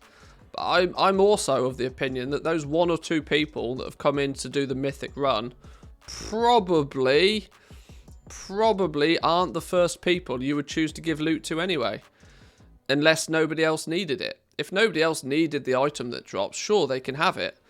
But the advantage to those 1 or 2 people should be that they get brought to a Mythic raid. I don't know.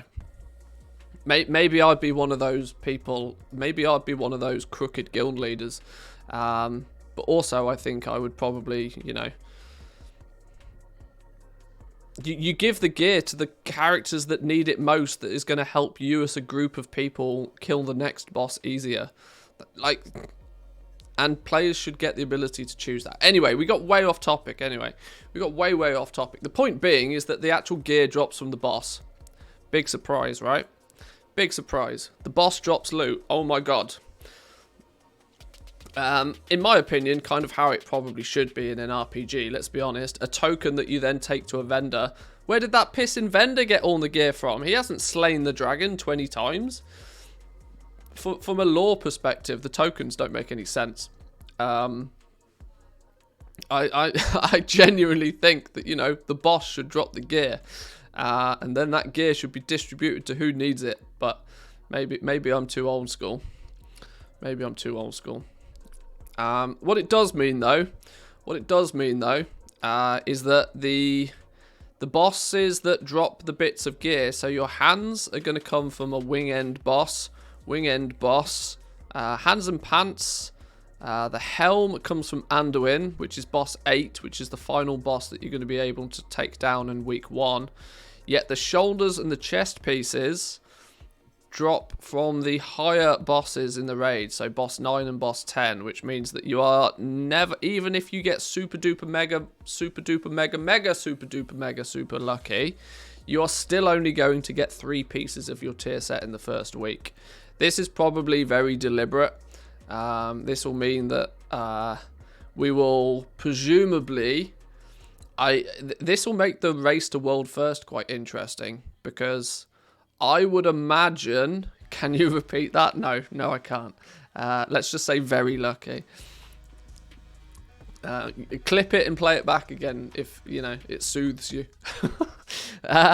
This would mean that I would expect very early on in week 2 to start seeing split raids to get people their 4-set bonuses in the race to world first, which is always an interesting. It's an interesting aspect of watching the race to world first. When do these guilds all disband off and go and do these like outrageously class stacked split runs? to try and funnel gear to who needs it.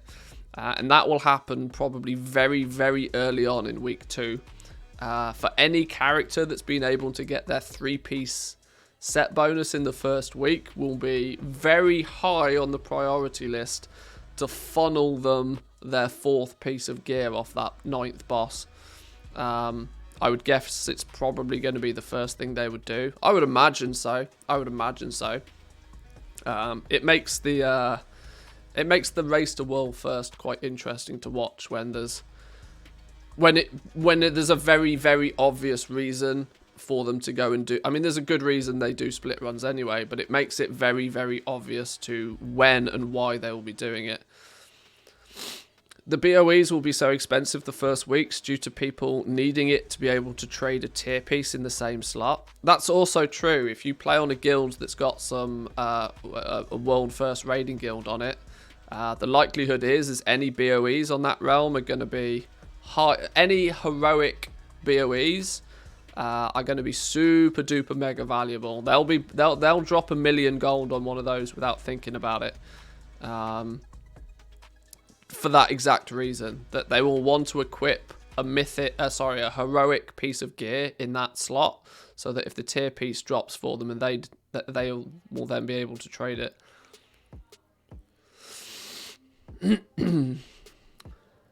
Perfecto flew out to the race to world first, didn't get a single domination socket during heroic week and splits, so wasn't in for any of the fights. A ridiculous system.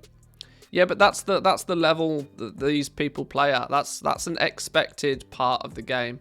It is a ridiculous system, but it's a ridiculous system that was orchestrated by them in the first place. Degenerate players will do degenerate things, and flying halfway around the world to not actually kill a boss is one of those degenerate things that degenerate players will do. It's just all part of the game, right? You look at any sports team, right? Any single sports team, they'll fly halfway around the world to play a single match of something, and then half of the team sits on the bench and doesn't play. That's just kind of how this works. That's just how it works. Keep in mind that players in the Race to World First guilds usually have to play 4 characters.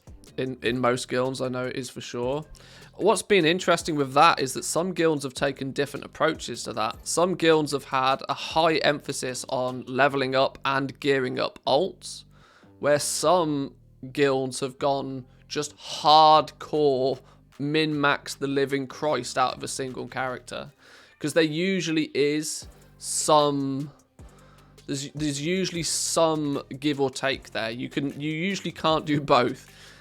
You can usually level up a bunch of ults so that they can gear funnel and they can split raid with those ults, but you're then probably not quite as geared on the main character. Do we know what slots the BOEs will be? We do. We'll get to that in a little bit.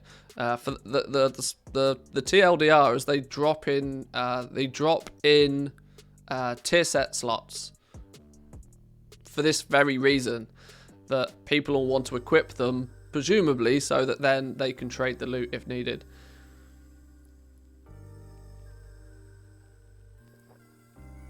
True, but it was only one person in the that suffered from that system. Yeah, it on paper it looks ridiculous, but you kind of forget that the level that these players are. They are literally one of 20 or one of 40 people in the entire world that are, doing this.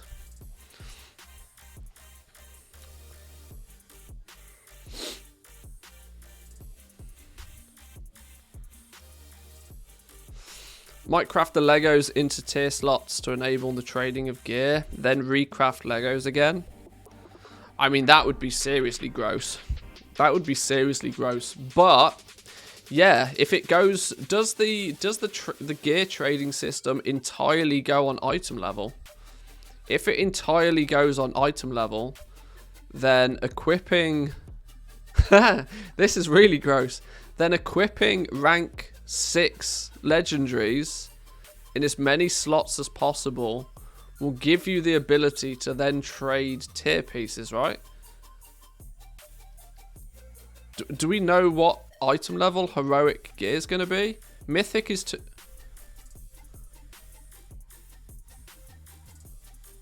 Mythic? 252? No, that's current mythic.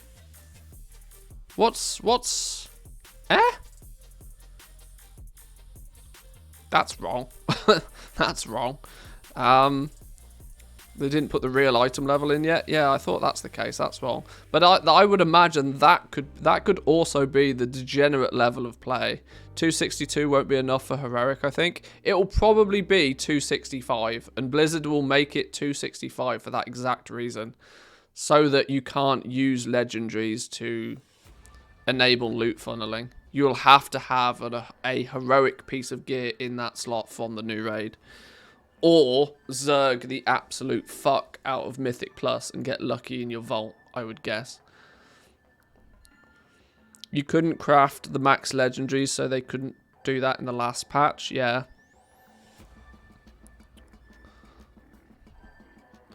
Normal becomes 252, heroic is 265, mythic becomes 278. Yeah, see, this means that I'm of the opinion that the new rank 7 legendary is probably going to be, what, 284? 284 makes sense for a rank 7 legendary, because it's a few item levels above a mythic piece of gear, which would still keep it bis in that slot. 287 for the last mythic bosses, 289, 290 for the rank 7. Do we think it will go as high as 290? Maybe. I'm concerned, right? I'm concerned that rank 7 legendary will be 265. And then there'll be some personal upgrade system for it. That you upgrade it with cosmic dust or something. I can see it happening already. Which will throw a real spanner in the works for goblins, obviously. That it will mean that, you know, sure, you'll have... I mean, I guess you'll have to have the rank 7 to then continue to upgrade it, so they'll still sell. But they'll still... If there's still a further upgrade path from what your legendary starts as... And what gives me that impression even more so is that this Unity, which we'll get to in a minute, the Unity belt is 265. It's a legendary at 265. It can't... Surely it can't be the only 265 legendary, right? Steady sales, though, rather than a big boom if that happens. Yeah, but the big booms are fun, right? The big booms are fun. That's what makes goblineering fun. Those big booms at the beginning. Those big, you know, 200,000 gold sales the first week. That's the fun. That's what you plan for. That's what you prepare for. Planning and preparing for steady sales is the definition of boring. I mean, crafting and selling legendaries is already boring. The only reason I do it is because it's such a cash cow. Numbers go burr. Yeah, exactly. You want crazy things to happen. I think we'll get to the ring then in a second then. Yes, double legendary in patch 9.2 requires revered. Let's take a look at this then. So, today's build adds double legendary testing on the PTR. This testing unveils that the requirement to equip a second legendary will be to reach revered with the Enlightened, the main faction over in Zereth Mortis. So let's see what Blizzard have to say on this. So the new legendary belt and rune carving power, empowered with your current Covenant's rune carving power, that will switch freely alongside your character whenever you swap Covenants.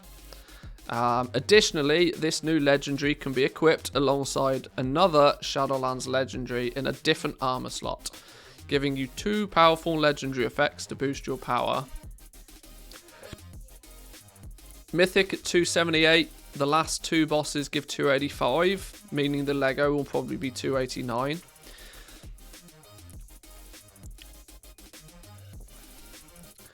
$289 eventually is what I worry. I worry that people will be able to buy it at 265 and then upgrade it to 289 eventually. Oh, it is called Cosmic Flux. We'll talk about that in a minute. If you'd like to craft the new Covenant swapping rune carving power on a different armor slot, a new rune carving memory module is going to be available from the Enlightened Reputation vendor that will let you do so. Developer note. Setzatoran in Oribos has the legendary belt available for testing on the PTR. Okay, right, so we can go and get it on the PTR.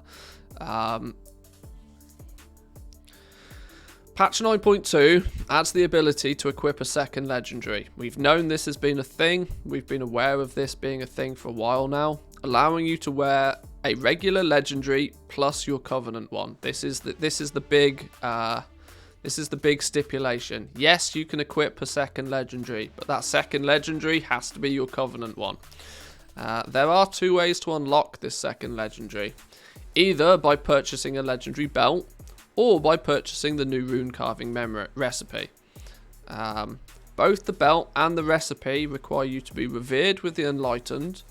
The rune carving recipe is the same for all classes, so reaching revered and unlocking it with one character will likely allow all characters on your account to craft a second legendary.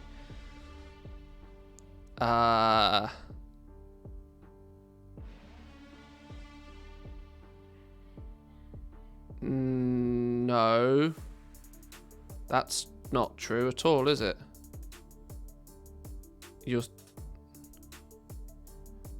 Why would that? No, that's not true at all.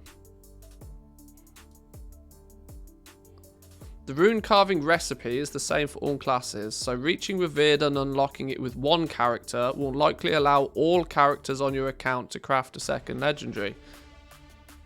No, because the memory is bind on pickup. If you have two of one class, you unlock the powers on both. Yeah, but if you unlock it on a hunter, that doesn't mean your mage is going to have it. You're still going to need to get to revered on your mage to get it.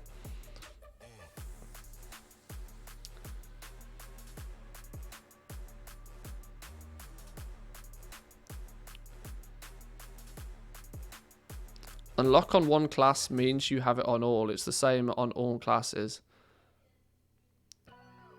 But memories are account wide if they work for all classes.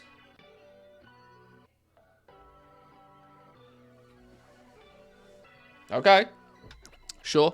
Rune carving recipe is going to cost 500 cosmic flux, while the belt is going to cost 2,500 flux.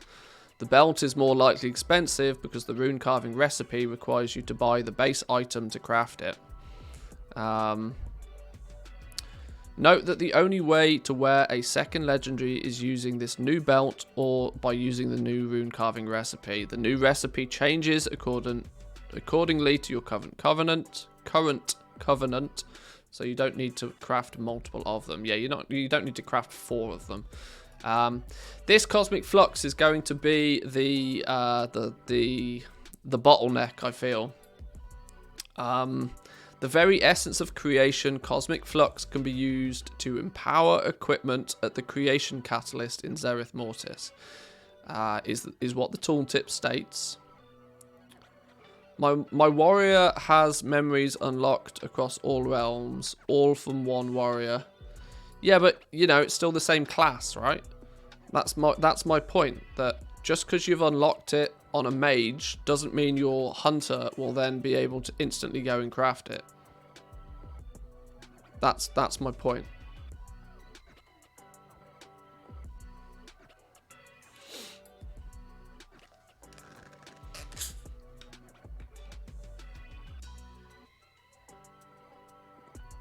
There are already powers that are like that in game.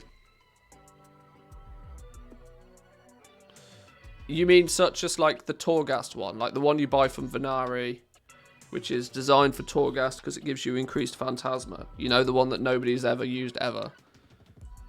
If you buy that on one character, you automatically have that available to you on your ults. Oh, okay. Yeah, I guess that would kind of make sense. Yeah. I've justified it to myself. Well done, me.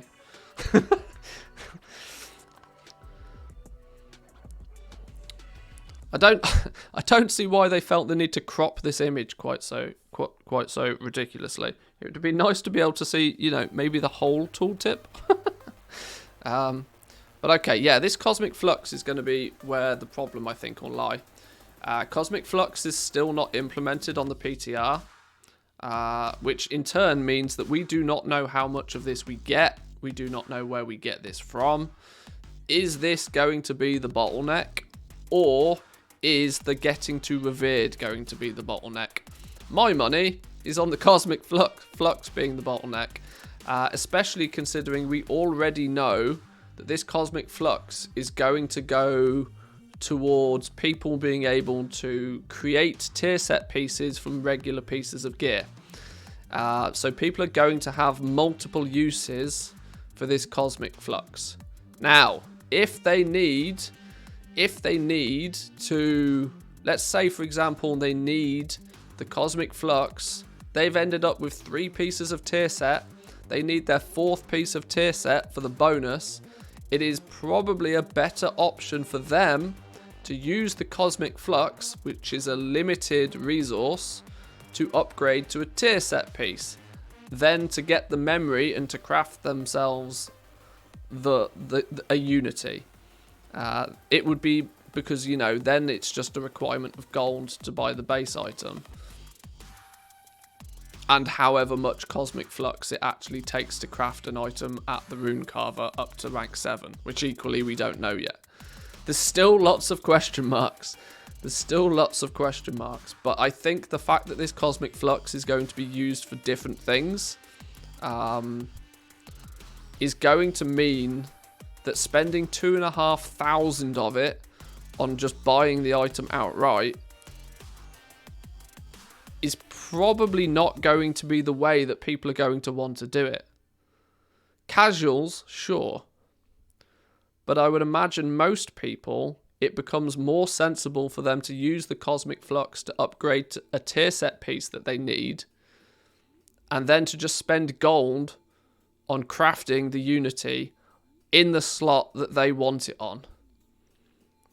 This seems very much like a setup that is designed very much for the alts and for the casuals. People that care about stats and care about stats at the, you know, in a progression-based fashion are probably going to want to spend this limited resource on the best possible outcome. Now, if you can do something with gold, you do it with gold, because these resources are limited. If you spend, you know, you can't upgrade to a tier set piece with gold. Where you can spend gold on doing this is my thought process on it, which from a goblin perspective means that even though somebody can go to a vendor and spend a resource on picking up a legendary, they're probably not going to, because the better use of this resource is going to be towards making tier set pieces to fill the slots that they don't have, to get the 2 set, to get their 4 set bonus, which will be of a greater importance, I think. Guesstimations.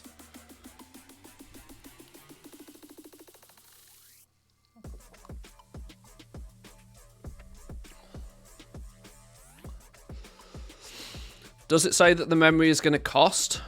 Could be Flux as well. Well, there's the likelihood, sure, that upgrading it to a rank 7 will cost this Flux. But guess what? Rank 6s aren't going to need Flux. You know? You could quite easily end up with, you know, getting one rank 7 and then having a rank 6 very quickly, and then upgrading that second rank 6 to a rank 7 once you have the resources to do it. So the second Lego's always the belt. No, that's the big thing. This memory. See, this is why they could have done to have not cropped this image quite so much. the memory can be attached to any piece of gear.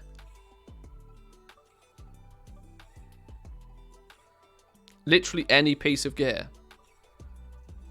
So you're going to slap it on something that's big and juicy and full of stats.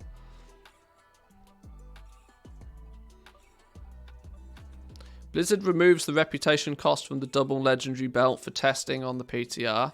Well, that's good. That makes sense. For testing on the PTR, please don't ignore this bit. That's not saying that they've removed it. It's just saying it's so that people can get it and test it. Previously on the PTR, the belt had a requirement of being revered, but is now being removed for the purpose of testing. You know, a hotfix recently went live to remove the reputation required for testing. Don't get too crazy happy about things. For testing. We're not reading the comments on this. Absolutely not doing it.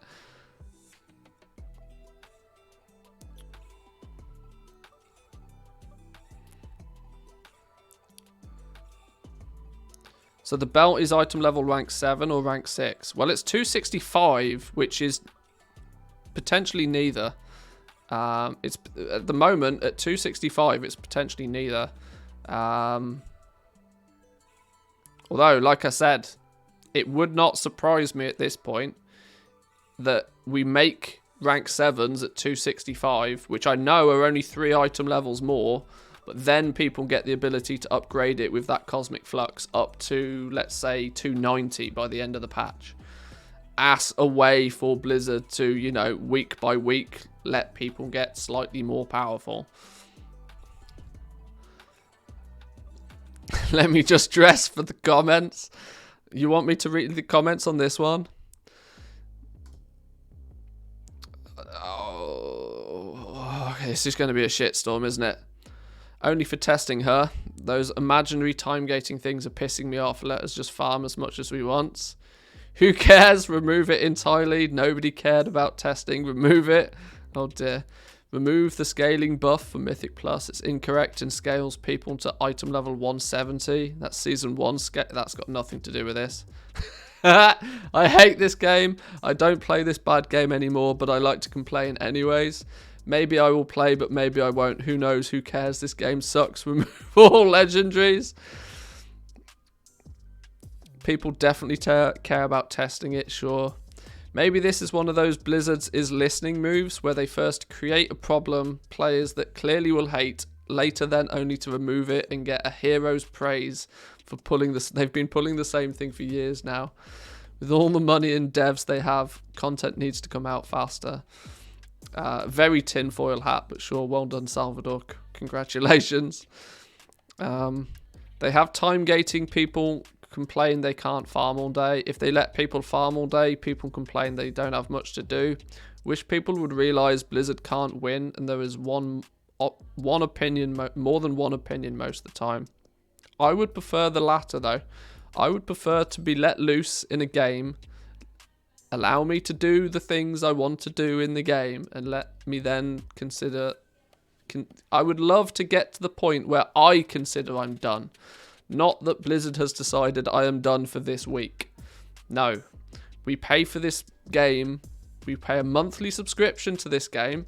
Let me play as much as I want. Time gating on top of a monthly subscription is the most annoying thing for me. More than anything else. Now I know I don't pay the monthly subscription because I just make gold instead, but it's the concoction of both. It's the concoction of a monthly subscription and the ability that they then tell me, right, well, you can only do this much this week. No, well, what if I've got a week off? What if, you know, let's look at it from the perspective that somebody takes a week off work. During that week that they've got off work, they might want to go ham. They may want to go blasting through as much of the content as they can, because on any given normal week, they only have a limited amount of playtime. Why should somebody not be able to do that? If somebody wants to play this game 23 hours a day and sleep for 1 hour a day, and then after a week be done with it, I don't see what's the problem with letting people do that. But anyway, we squirrels. Time gating in a pay per month MMO. It's like somebody read my mind. Literally the very next sentence I read. Time gating in a pay per month MMO is the scummiest thing to do. Yes, it's gross.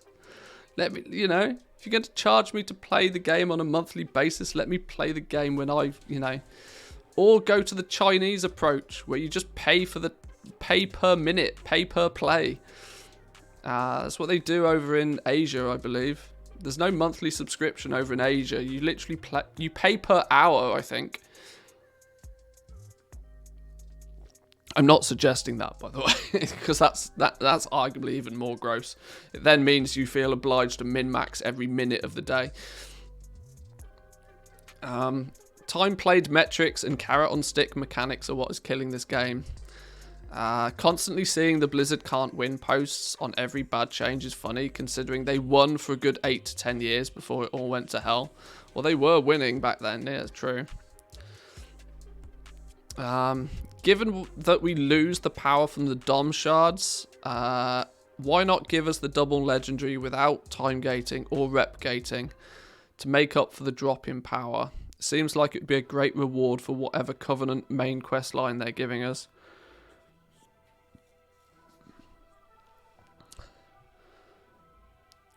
If I pay for 30 days of game time, it should be 30 days of /played game time, not 30 days of real time. Well, that's also a common argument. That's also a common argument, yeah. But it's not something that can easily be implemented. Because like I said, then it gets even worse. Then it's like absolutely everything you're doing is being time gated. Because you're paying like per minute at that point when you break it down. You go AFK for 20 minutes and that's cost you money to go AFK for 20 minutes. That has its own problems.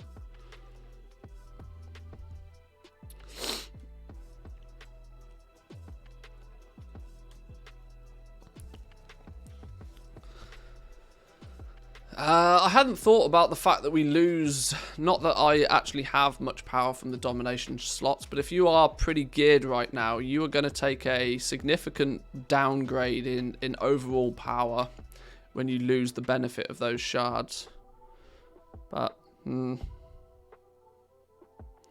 would be gross. Imagine sitting in front of the auction house for 18 hours a day on 3 or 4 accounts. Imagine.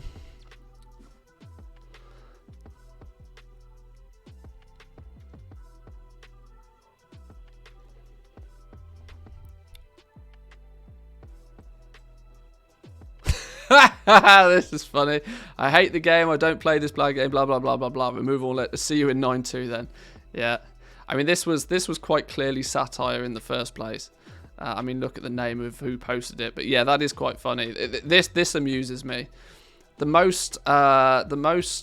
loudest, most complaining people are usually the ones that will come back every single patch, regardless.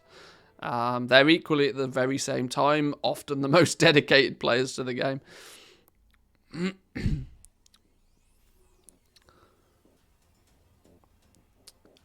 Why remove the rep requirement so people jump onto PvP and endgame content with another legendary without doing anything? It feels so unrewarding to buy it without doing anything. Put the rep requirement back on. Yeah, this person forgot to read the bit that it says just for testing. This is what I expected to happen. Quite clearly. Yeah, we're done with comments there. Look, Wowhead comments just trigger me to no odds.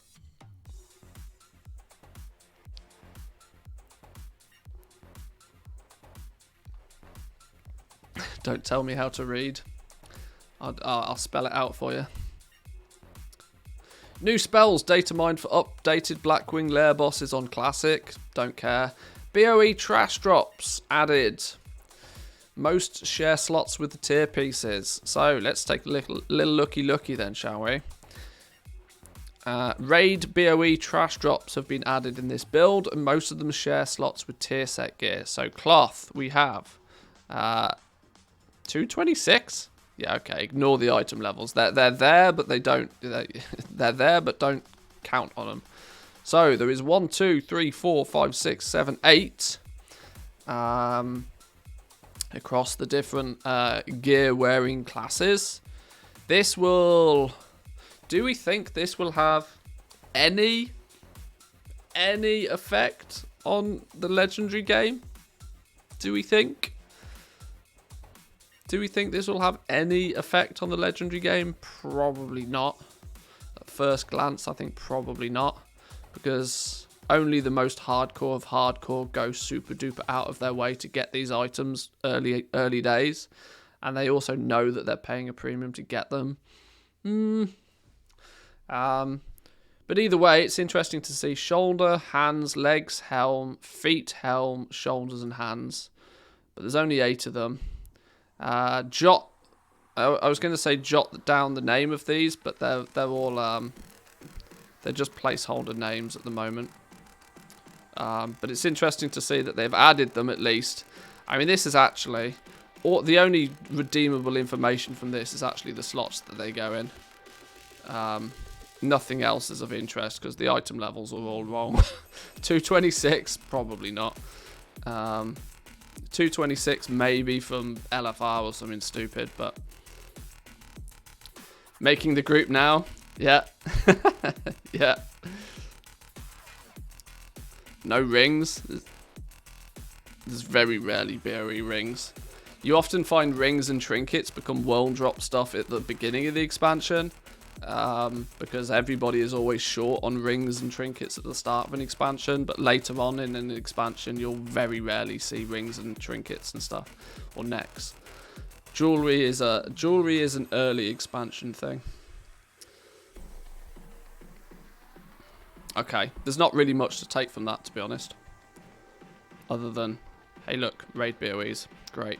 What I do want to do actually is I want to just ever so quickly check MMO Champion, because whilst I love Wowhead, they do fluff things up a lot more than it needs to be by trying to be a media outlet. MMO Champion is still very good at just presenting you the information. Double legendaries might require revered. Yep. Reputation requirement for the legendary belt has been removed, but for the purpose of testing. Oozing with character related achievement. Friend of Bloop, Friend of Ooze, Friend of Plaguey have been changed to require only 3 completions. Okay, didn't even know there was a thing. Vessel of Profound Possibilities, we talked about a bit earlier. A new item to learn and upgrade all conduits to 278 requires Exalted and one of any of these 3 achievements. There's a new icon, which we know that this is the new icon for... there's a new mount. New map. That doesn't really look like a new map, does it? That's also the map for inside some of the caves. Maybe they just tweaked it a little bit. New items. I always like this bit. The new items bit interests me a lot. Protopological cube. A toy. Assume the guise of a nascent prototype. Drops in Zereth Mortis from Syntactic Vault. Alright. A new toy to collect. Cache of the Septular Treasures. Rewards a piece of equipment from your loot specialization. 252 and 265. This is equally this is then probably the reward that you get from, you know, those weekly for time walking, for example. Time walking caches. Yeah, they are the words I'm looking for. This 265 item level's coming up a lot though. This item level 265 is appearing a lot, and it scares me greatly that that's what rank 7 is going to be, and then we're going to upgrade rank 7 on a personal progression system. I'm calling it now. I'll be happy when I'm wrong on that one, but I'm calling it now. 265 is heroic. Yeah, I'm just thinking from the fact that this thing is also 265. The Chord of Unity. Your belt is coming in at 265 currently, Whether it's a placeholder item level and going to change, we don't know. Or, I mean, it could just be that this Unity is just completely separate from the rest of the legendary thing, and then your rank 7 is sky high 289 or something ridiculous. We'll find out soon, I'm sure. Heartbond Lupine. This is the new mount, Protoform. Another new Protoform synthesis mount, which is kind of quite cool. It's oh, there isn't the model of it here. It's the spectrally wolf. Not spectrally. It's the wolf thing. You've seen it. Glyph of the spectral lupine. Okay. Oh, yeah. Shamans. Shamans are getting a new ghost form, new ghost wolf transformation. I think I saw somebody tweet about this the other day, basically saying that, you know, there has never in the history of ever has there been a new glyph in the game that is not popped off when it's first available. This is available through the Enlightened at Revered. Another reason to get that. What do you call it? To get that scribe up and running in Zereth Mortis as well.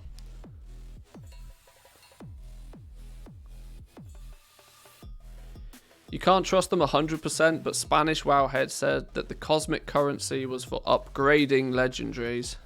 I'm really afraid about the 265.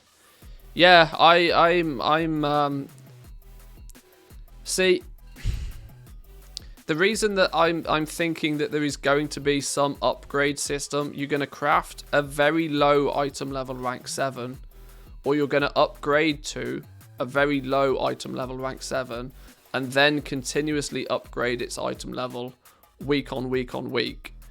The reason I'm more and more thinking that that might be the case, very much like the cloak in 8.3, yeah.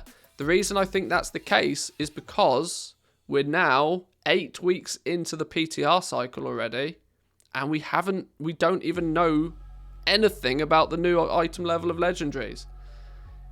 Which only goes to emphasize that they're holding it back, either because they haven't finished the development on it yet, or they're deliberately holding it back because they know that people are going to go ooh about this.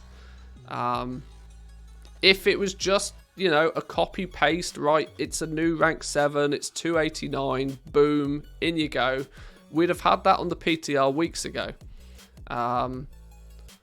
There would have been no reason to have not put that on the PTR already if it was just a simple same as everything before. I think it could be a system very much like the cloak in 8.3, where we get it at a low item level and we personally upgrade it over time, which cuts, you know, crafters almost out of the system completely. That's not to say that we won't sell them, but it also might make the rank 7s pretty cheap, because they're not actually a significant power bump over a rank 6 when you first get them. It takes away a lot of the pay to win element of the legendaries that you just, you know, you just buy a token and then you get a best in slot piece of gear, which we've had throughout the entire expansion at this point. How are we doing, Seducer? Welcome in. Good to see you. What did you miss? Arguably quite a lot. We've been going over the new PTR patch notes and data mined info. First thing I hear is cut out the crafter. Cheap. Why'd you ruin my day? Well, we don't know. I'm just speculating, simply on the basis that I don't understand why we have not seen at least what the item level of the rank 7 is going to be. And we are basically 8 weeks into a PTR cycle at this point. And we still don't know what the new rank of legendary is going to be. We know what the new raid is going to be. We know what the new normal, new mythic, new heroic raid is going to be. We know all of this stuff. We've only just found out that the Unity belt is going to be 265 by the looks of things. yeah. On the PTR right now, the new Unity rune carving power goes on all item slots. Yes, yeah, you can slap this thing. If you don't want it on the belt, if you don't want it attached on your waist slot, you can recraft Unity onto anything, giving you full ability to min-max where it goes. No one's been able to craft a rank 7, which is weird. Yeah, you can't craft. I mean, for starters, only I would go as far as to say it was the last PTR patch, so only Thursday just gone did we even know that the new Vestige is going to be a rep reward from these guys, from the Enlightened. Now, to my understanding, nobody on the PTR is going to have been able to have played the PTR enough to grind up the reputation to actually buy that thing to test it.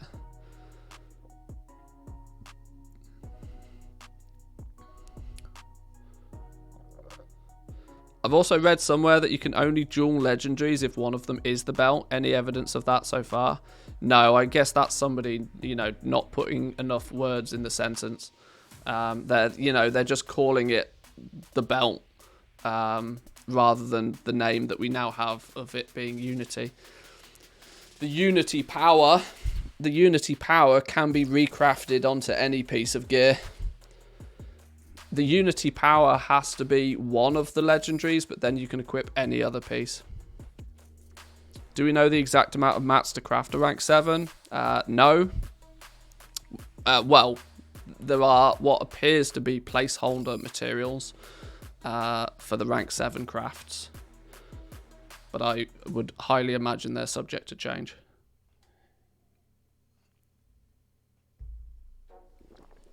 But yeah, every class is getting a Unity legendary once they hit Revered with the Enlightened, should they wish to spend 2,500 Cosmic Flux on buying it. Like I said, very, very early days. Acquire a legendary belt did in no way, shape or form mean it was going to be free. It was always going to be, at the very least, a rep grind. If now that we know it's not only a rep grind, it's also a rep grind plus a unique new currency. So the days of hoping that it just comes, as a campaign reward are definitely gone. Moving on though slightly, there are some new weapons. These are all bind-on pickup weapons. This is the mace that looks like a staff, and there's a staff that looks like a mace. So this moment, we don't really know where these come from. Tormented Maw Steel Greatsword. Sounds interesting. Warglaves, 246. 246 seems to be... I think these actually drop in Zereth Mortis, Zereth Mortis so far appears to have quite a few transmog collectory things. All the things fans are going to have a lot to do in Zereth Mortis, because there seems to be a lot of Zereth Mortis zone drops of bind on pickup 246 gear now. Font of Ephemeral Power. Increase your attunement to the Shadowlands, learning all conduits and raising them to 226. Don't we have this already? Oh, no, they gave us the 200 one. They've just given us the 200 one. Now they're going to sell us a 226 one when we hit friendly with the Enlightened. Yeah, we've got this for 200 already, but we're going to be able to get this for 226. Bind on Battle.net account very quickly. So for all of you guys out there that have been farming the Archivists, catalogued research points to get your 226 conduits, lol.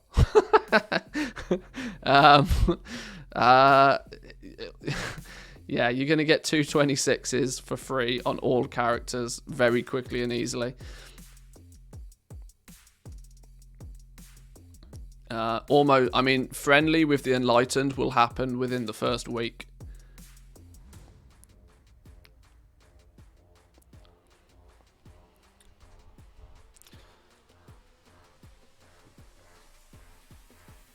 Oh, no, you're right, actually. Yeah, 226 was max for 9.0. You're right.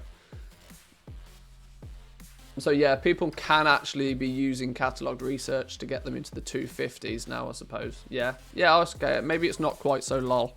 246 items are bind on pickup by the looks of things, yeah. Through playing on the PTR, I've come across a few of them. And they've been bind on pickup every time. And it's kind of annoying that they drop for you. I mean, I'm primarily playing my hunter on the PTR. And he's had, like, he's had weapons that he can't equip. I know, right? A hunter weapon that can't be equipped. Crazy, but yeah. Unless it's just a placeholder for the 252. No, probably not. Not at friendly. Then there's this big boy. This is the big one, the Vessel of Profound Possibilities. Attuned to the Shadowlands, learning all conduits and raising them to 278. But you need to be a bit of a god character to even buy this, even if you get exalted. So you need to have completed the raid on Mythic. You need to have completed the raid on Mythic. You need to have done plus 20 in M+, or you need Glad, I think, in PvP. And it's bind on pickup, so that's going to be per character, yeah. Yeah. Not great situation, but arguably by the time you've done any one of those three things and you've, you know, grinded your way all the way to Exalted, you don't care about this anymore, but I guess it's a completionist thing, isn't it, really? What do we got here then? Achievement changes. Anything interesting here?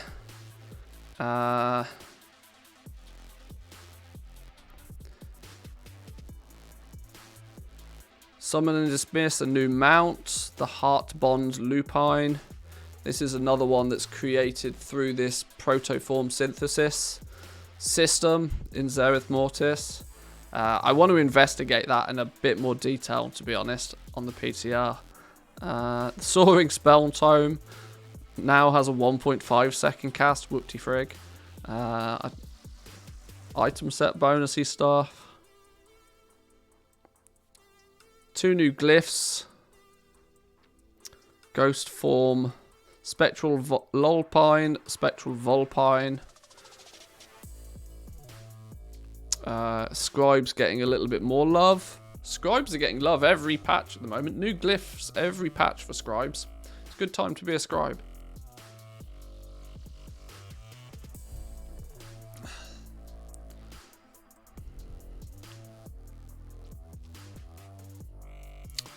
Some Death Knight, some Paladin changes, some Covenant changes.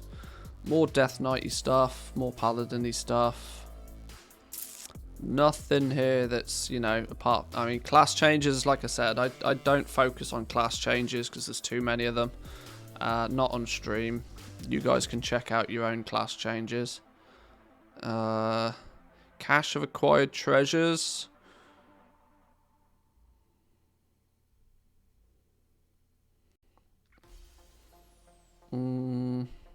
Sometimes you can find some interesting stuff in these item effects. An indication of like new items sometimes.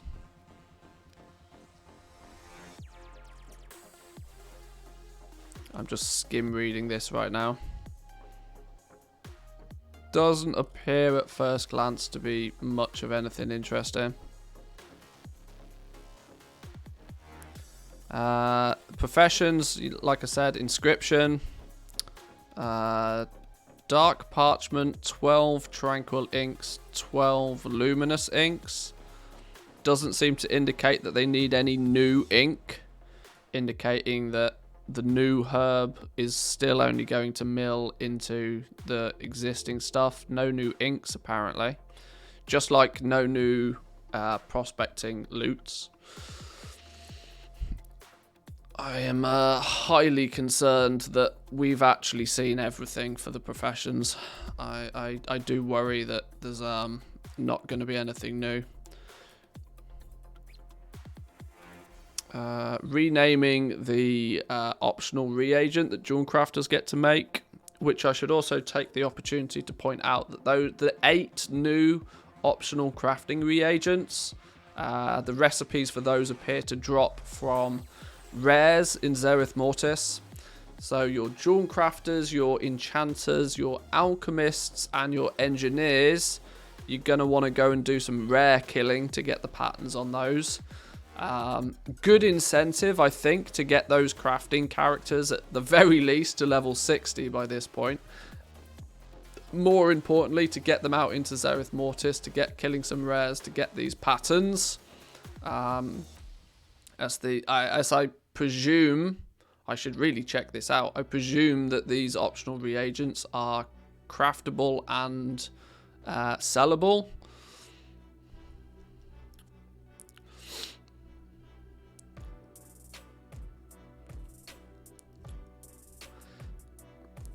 We're getting less and less gems, less and less gear with gems. Why even have Jewel Crafting? It was so nice in TBC and Wrath where you gemmed all of your gear and the gold. Yeah, Jewel Crafting's been one of my all-time favourite professions. I don't think there's a profession that I've had more fun with overall than Jewel Crafting. Enchanting back in the day was kind of quite fun, hunting down the rare patterns, but since the days of them removing what was it called? Rune Forging? No, Reforging. Since they took Reforging out of the game, Enchanting also took a big hit because it just was no longer really that important to have your gear enchanted or to have your gear gemmed, since item level basically took over all of the power. Jewel Crafting still makes gold with crafting Lego rings and necks. Oh yeah, absolutely. But the core of Jewel Crafting being, you know, you're dealing with gems. You're crafting jewels. I mean, it's kind of in the name. Sure, those jewels then go into rings and necks, but you would expect the jewel initially to be a little bit more special than something we just vendor for 2 gold 50 a piece nowadays. Yeah, it's lost. Jewel Crafting's lost basically all of its flavor. You if you once I've said this a few times, you take the legendary crafting system out of Shadowlands, and what's left? Like honestly, what's left? You're left with literally the default copy paste that you'd expect them to start with. We had more in BFA. At least we had ranks of stuff in BFA. Not that the ranks were particularly fun.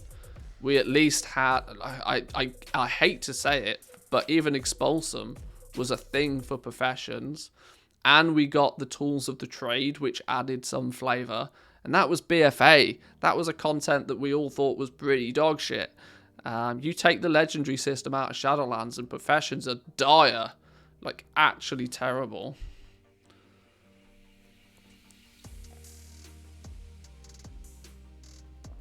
Which profession's going to be the best for making gold in the next patch?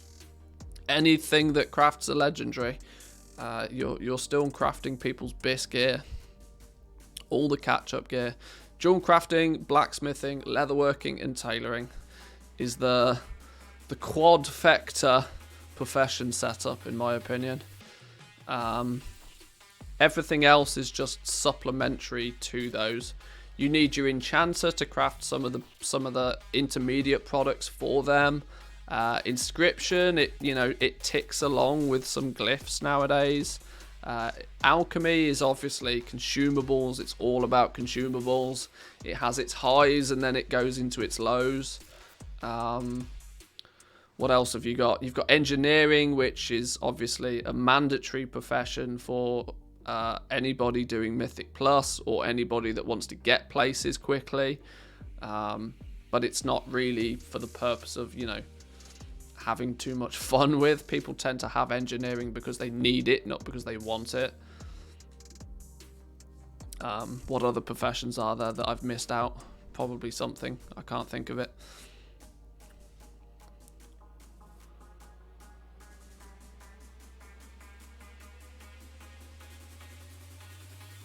And of course the skinning, gathering, herbalism, mining, which is all absolute trash. You can hit max skill in skinning in about 10 minutes in the right spot. And then there is nothing more to it after literally 10 minutes of play. Same with herbalism, same with mining. You do an optimal route for an hour and you are done. There's no progression, there's no nothing. Yeah. Wonder how long the farm for 2,500 of the currency to skip buying it for gold. Well, this is one thing we'll have to find out. We'll have to find out just how much cosmic dust it takes to, or how much we get. When it's on the PTR, we can look about. We can find out. This is the reason some people have been asking me why I've not been spending so much time on the PTR, and am I still covering the PTR? I am. I'm just waiting till there's, you know, sufficient enough stuff on the PTR that I think it's worth focusing time on. We're 8 weeks into the PTR cycle at this point. It was 8 weeks ago, Eternity's End, the developer preview came out. Now, we got this a few days before the PTR launched, if I remember right. So we've had the PTR since the 11th of November. So we are basically 8 weeks into the PTR cycle.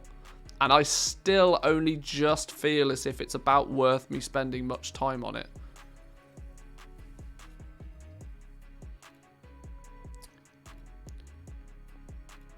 Main issue with gear is that you can change it way too fast. It's kind of like playing Diablo 3.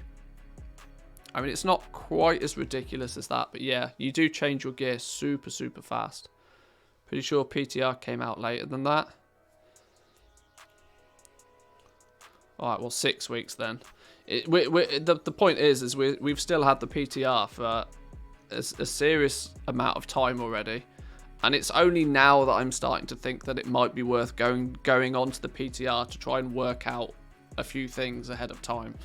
But the fact that, you know, even to this day, legendaries are still not implemented on there in sufficient form.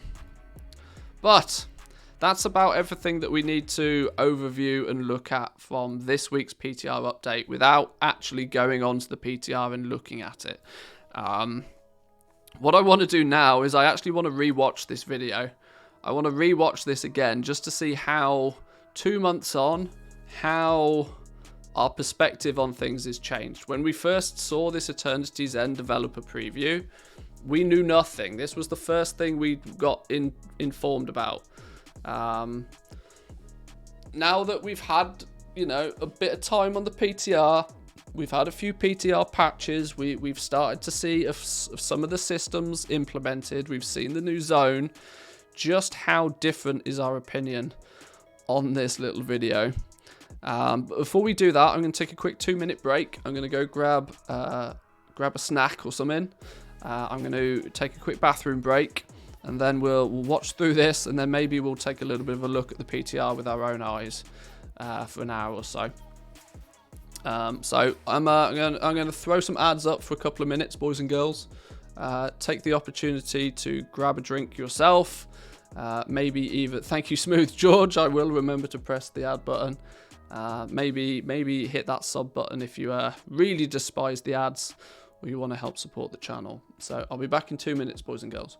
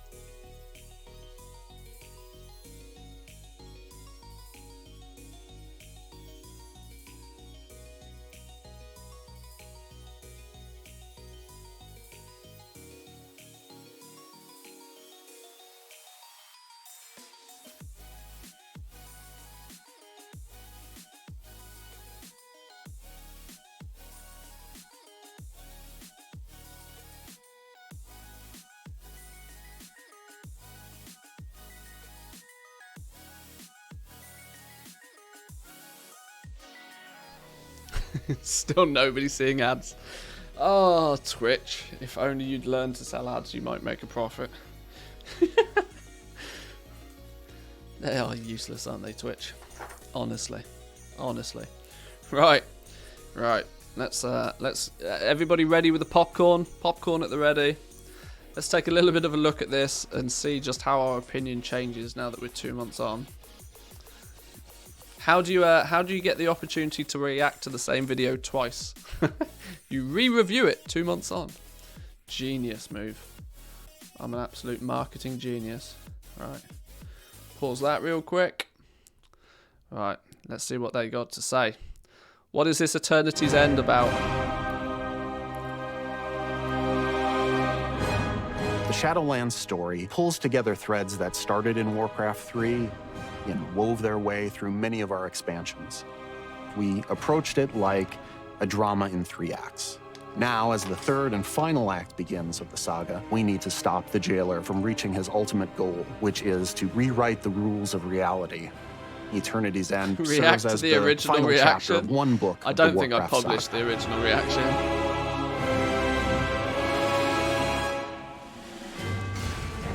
Good for Jailer Blizzard, has they the disabled the advantage. He dislikes. has seized Oh god, the yeah. sigils of the leaders of the Four Covenants. We see Sylvanas realize that she's been a pawn in the Jailer's game this entire She time. being played. And she refuses Played to serve like a him, and fool. she's taken prisoner. The Jailer is able to open a portal to who knows where, taking Anduin with him. And the Primus had us take some time to retrieve some new sigils. Now we have gathered our forces. We are working with the Primus to open our own gateway to pursue the Jailer to this realm unlike any we've seen before. Zereth Mortis. Dun dun dun. The Primus opens a portal, and we come into this alien land. It's completely white, foggy. We're walking on water for some reason. They We're can only walking on make out some water. shapes, some figures there, some crazy devices and consoles. Eventually, you make your way to a giant gate, and behind it lies Zereth Mortis. We haven't stressed our art department to make Zereth Mortis was high-resolution created textures. by the first ones, And now we have a and reason it is why. intended to create afterlives. Think of it as being tucked away in the fabric of the Shadowlands itself. It's kind of the behind the scenes of these afterlives that we've journeyed to. It's the land where the progenitors, the first ones who created all of the realms of the Shadowlands, this is their workshop. DKs are like lol. They've created everything we've experienced in Azeroth and Shadowlands, and even realms we haven't discovered yet. These first ones built the universe as far as pigeons. we know, but their intentions or methods are completely unknown. But of course, the Jailer's presence here is disrupting this process. And we're working to push back against the Jailer's forces and protect this place. It's only gay if you push back, right? Is that true? I don't know. I think the artists have done a fantastic job. And I know they did a lot of research, and they looked at a lot of real-life examples of very strange places in the real world. As a team, we were really I want to know what those strange places that they looked at to come up with Zereth Mortis. What? Yeah, can we find a strange place that looks like Zereth Mortis that they took reference from? Probably my bedroom. Yeah, but like random pairs of socks and t-shirts on the floor is not Zereth Mortis, right? You got the Cosby Suite. Oh no. Yeah, very strange place. Oh dear. trying to make Let's this move on place as quickly. alien as possible. So we really wanted to make everything feel completely unique and completely different. Our trees here are floating. We have stones that are floating. We even have the massive Forge of Afterlives that is floating in the center of the zone. And true to its name, I mean, we have never seen this before at all anywhere, have we? I mean, nobody ever in the history of Warcraft has seen... Nobody has ever seen this, right? Oh no, we've not seen floating trees and rocks before. Totally new. This didn't come out 15 years ago. Sure. All right, Blizzard, well done, congrats. it's something that is kind of putting together a new afterlife to be sent out into the Shadowlands. We have this water all around you because water is really the catalyst for any kind of creation. Hang on. How long do they talk about water for? 2 minutes 50. Hang on, let's go back. What was... Kind of putting together a new afterlife to be sent out into the Shadowlands. We have Right. 250 is really the catalyst for is when any they kind start of talking creation. about water. It's actually unlike any other water that we've seen before. This is actually water that we can walk on. It almost creates like a threshold between Cerith Mortis and some other kind of more primordial space right below it. Everything you see in Cerith Mortis has a purpose, an intention behind it. For us, it was really important to find ways to convey that intention in the environment itself. And one of the ways in which we did it was through this duality between a lush and a dry biome. In the dry biome, we see... I love how they can talk about water for like literally 30 seconds. Water gets me so excited. Hydro homies, you know, they're getting pumped right now. Pumped. perhaps what the original look of the zone was when the progenitors were first This dev team looks like they were probably in kindergarten when TBC came out. You're probably right, you know. You're probably right. establishing this workspace for themselves. And in the lush biome, we see the result of their experimentation with plant life and fauna and things like that. These are all test beds for what we'll eventually see elsewhere. What do you mean what we will eventually see elsewhere? Eternity's water. From there, we started thinking about what kinds of creatures would be in this place that are fundamentally prototypes. There's terraforming here. There's creatures that are building afterlives. We tried to really stretch and think what that might be like. It's a bug. My personal favorite includes the giant armored snail, a and slug we with a also have a home. progenitor chicken, which answers the question of what came first. Haha, so it These does. first ones who crafted Zereth Mortis, what they left behind were the Automa, Been meant drinking to take that care of the place Californian and make water. sure that it fulfilled its function to create afterlives. Make you high. The Automa have several different classes, and you can see this in their silhouettes. We have the builders, we have the protectors, we have the casters, and each one of them have a specific role within the Shadowlands. And then you'll also discover the Jiro, which are a part of the Automa. They're a little more quirky, they have a little more personality. They are a little more sentient than the other Automa, so some of them even split off to pursue their own desires. Unfortunately, when we found our way in, Devourers also found their way in. They are ravenous. They're consuming this weird Same energy that's skeletons for causing the them to animations. mutate and Yeah, to of course fall they apart. They're And gonna the Automa, redo where skeletons they at are this point in the confronted by expansion. them, It's some of crazy. them are fighting them off. And so it's going to take some time for them to understand that we're here trying to help them drive out this threat. No. We are here to pillage the zone for everything that it's worth before we move on to something else in about 8 months' time. We are not here to help. Come on, be real now. We are not here to help at all. Fortunately, we've got some allies. There are some enlightened brokers here that we're going to be working with. But it's a broker that arrived here quite a long time ago and has had a change of heart from looking at the world as a very transactional place to seeing this place as a holy place, a sacred place. Well, considering they're still going to take 2,500 cosmic dust offers for a legendary, I think they are still very brokery. I don't think they've dropped that mentality at all. We meet an enlightened one named Fareem, and Fareem needs our assistance, and in return he leads us to Haven, which is a hub that has been created out of progenitor ruins, and this is where the Enlightened really have made their home. Haven serves as our foothold here, as well as use it as a base of operations and really start unlocking the mysteries of this land. The mysteries. The enlightened brokers are intent on protecting and preserving the work of the first ones here, but now they're seeing Zoval bring his forces against the Automa and tear up the land, and they are eager for assistance. The brokers themselves are very ostentatious, they're very into materialism, but the Enlightened are not that at all. They have relinquished this And they tell a material good way, story, and don't they? you'll see this reflected Let's in be their honest. clothes. They're a little tattered, they're a little faded, because it just isn't important to them anymore. They're just here for the pursuit of knowledge. Zoval's just tearing up that shit. He's going When ham players on the place. arrive, they're kind of fishes out of water. And one of the first things that we have to do is start learning how to communicate with the Automa. Think of it as a kind of runic language, based in symbols. We will Nothing has bond changed in 3 with months. a small construct who's pretty cute, actually. And with his assistance and the assistance Cocoa of Pops. Fareem, We will learn eventually how to understand the symbols through the cipher of the first ones. We'll uncover different parts of this alphabet and start to learn more about the progenitors and Zereth Mortis itself. It will allow you to unlock new and different forms of content. So that can range from daily quests to new options on the vendors to places to Did you hear how they phrased that? New options on the vendors. That's a Blizzard way of saying rep grind. Rep grind. Do you want a rep? Anybody for a rep grind? You want a rep grind, don't you? Yeah, you love it. You love a rep grind.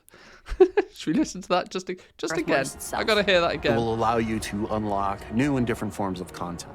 So that can range from daily quests to new options on the vendors to places to explore and new side quests that open up. So it's really the gateway to exploring the far reaches of Zereth Mortis. As we looked into the development of Cypher of the first ones, we wanted something that was unique that players haven't seen before. A little bit of familiarity, but something that takes that to the next level. We really involved the whole team in this creative process. We worked with our UI team to be able to represent those No! This was implemented in Korthia. These are dotted around Korthia. They've just reskinned it. It's literally the same flipping boxes are dotted all over Korthia. These aren't new. text through these things talking and seeing them on screen in chat bubbles and in our chat window. Little by little, these kind of runes start taking shape into words that we recognize. But it's going to be a process that unfolds over the course of playing through Eternity's End. The Automa speak in this kind of musical language. They don't talk the way that we mortals are used to speaking. The sound team was super excited. They jumped in, they started prototyping all kinds of different sounds. We listened, we gave feedback. And we really ended up in a cool place. As you're playing through and gradually You are right, though. The zone has literally not changed a drop. Like, literally, the very first, I can visualize in my head exactly where all these locations are in Zereth Mortis. And it's not changed a single iota since we first saw it. Language, you'll be able to... Which makes me think they've had this in the bag for ages. And there's literally a skeleton team working on this. And everybody else is out doing 10.0 stuff.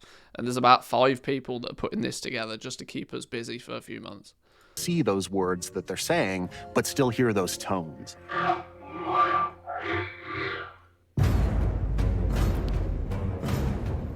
The jailer's true goal has never really been to escape the Maw or to gain power. He's been focused on reaching this place called the Sepulchre, to go into this place of power and to really rewrite the rules of the universe. We'll learn that the jailer has breached the Sepulchre of the First Ones, and this becomes our new raid for Eternity's End. We're going to gather our forces, we're going to pursue the jailer inside. Once you go inside the Sepulchre, there's some mind-blowing visuals. This is a place that should not be able to exist. This is another example where the art team really carries. The raid is literally just like crazy good. If you look at people who've played on the PTR, the zone feels empty. There's no mobs and whatever. It kind of has that illusion, but that's mainly because there's the big circle around the middle. You can very, very easily navigate where you need to go in Zereth Mortis on foot. There is zero risk of you ever engaging mobs if you don't want to, because the main path around the middle is just easy source. You go out into the corners, though, a little bit more so, and it starts to get a little bit more choppy. But for the most part, yeah, it does kind of have there's not a lot going on there. According to the laws of physics as we know them on Azeroth, just looking out into this impossible sky of seeing these ancient works of the First Ones, those laws don't apply to anything we see here. Among the bosses that we're going to face in Sepulchre of the First Ones include the Jailer's forces, maybe a Dreadlord or two that you haven't tied up loose ends with. We'll face a Consular. This is similar to a being like Algalon, but the Jailer's gotten to it and has infused his domination magic into the Consular. Before we get to the Jailer, however, we need to get to Anduin first. Our hope is that we can learn whatever Anduin knows about domination magic. We need to be able to resist it, or better yet, fight it. Dun dun dun. Tissets! What did they say about We know tier players sets have to been begin waiting with? a long time for the return of tier sets, and as devs, we have too. It's a great blend of progenitor magic, golds, and metals, along with those class-defining silhouettes. Where's the warlock? Wolves for shaman. Where's the controversial warlock in this? Is this this? I don't know. Maybe they've changed the warlock. He's not so KKK anymore, is he? I think they've completely redesigned the warlock tier set now. Blend of progenitor magic, golds, and metals, along with those class-defining silhouettes. Wolves Now he's a for bunny. shamans, pointy things Yeah. for rogues. It's going to look amazing. Our class and combat team was super excited to bring class sets back. This is something that felt really right for the story. We're in the final act of the Shadowlands saga. We're here literally on the brink at eternity's end. And what better place to fully unleash the power of these classes? And I think players will really enjoy the return of those class sets last just as one much was as with the the Warlock? team enjoyed Okay. making them. How do you make something that is mystical and magical and incomprehensible and yet understandable? I think we've done a good job of finding that line. The team as a whole has been working so hard, and we are so excited to get this out for everyone. We're gonna get new mounts, new pets. A bit horrifying for me, but exciting for some is the fact that, some of the spider mounts can now fly. Who needs Some of the spider mounts. There's one spider mount, flying spiders? But that's also going to and be a it's cool the thing meta for people. achievement. We have for once updates you're to done. professions, by the to way. soulbinds, to I love how they just gloss over all of the things that everybody actually wanted to know. Like within 3 seconds. Like there's 3 seconds of content here that tells us more than the last 10 minutes 38. Fly. Who needs flying spiders? But that's also going to be a cool thing for people. We have updates to professions, to soulbinds, to conduits. There's a new dancing minigame in Darkmoon Fair. 3.5. I'm a story guy, so I'm super geeked about watching players kind of piece together those little lore tidbits. That's what excites me as well. I'm really looking Piece it together on a week-by-week time-gated manner. forward to Season 3 of Mythic Plus. Tazavesh is getting split into 2 dungeons. If you're a raider, if you chase Keystone Master, if you're an achievement collector, there's something for everyone to do in this. Shadowlands is like the final chapter of one book of the Warcraft saga, and our team is already hard at work on the next stories to come. Can't talk about them quite yet, but when the time is right, we're going to be really excited to share them with you.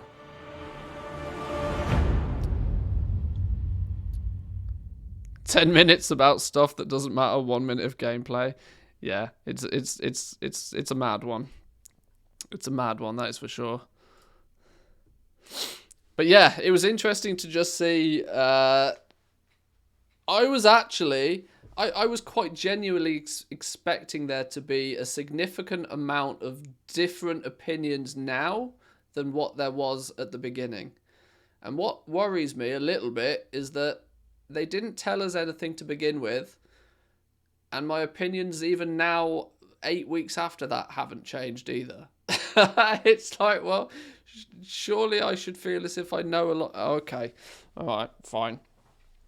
Well, it was. I don't think people are going to be that hyped for 10.0. Well, this 9.2 is clearly a keep people occupied patch. Like, without question, it's just to keep people occupied.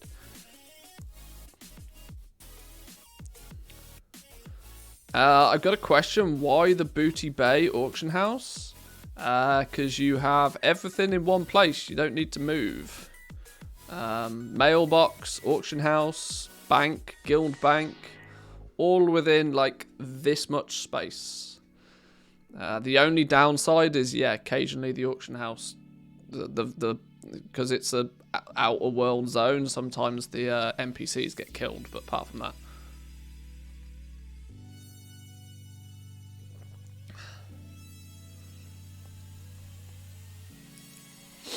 Let's play some Hades. We're not going to play Hades today. I kind of want to maybe take a little bit of a... Right, I've got 2 options. We've got 2 options here. We could either take a little bit of a look on the PTR for ourselves, go and have a little explore for a little while, or I have something a bit new. I have something a bit new for you boys and girls that I want to test today. This is just a test. I want to see if it, actually works properly. But all of those coffee beans that you boys and girls have been collecting for like days and days. Some of you guys, if you check your Channel Point coffee beans, will probably have millions of them at this point. Way more than you should all probably have. I have, if I close this down real quickly, found a fun way for us to use them. And it's somewhat... I'll tell you what, let me just show you.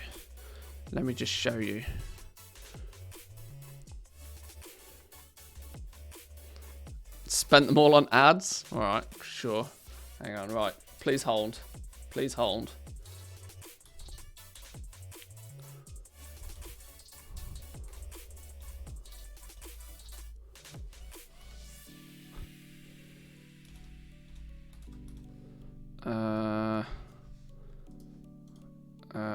Please hold.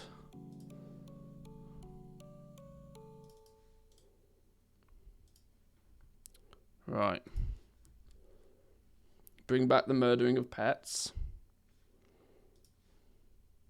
We have welcome to Viewer Games Arcade. Some of you may possibly have seen this. But this, everybody is aware of marbles, right? A lot of people are aware of marbles. But this is better than marbles. This is better than marbles.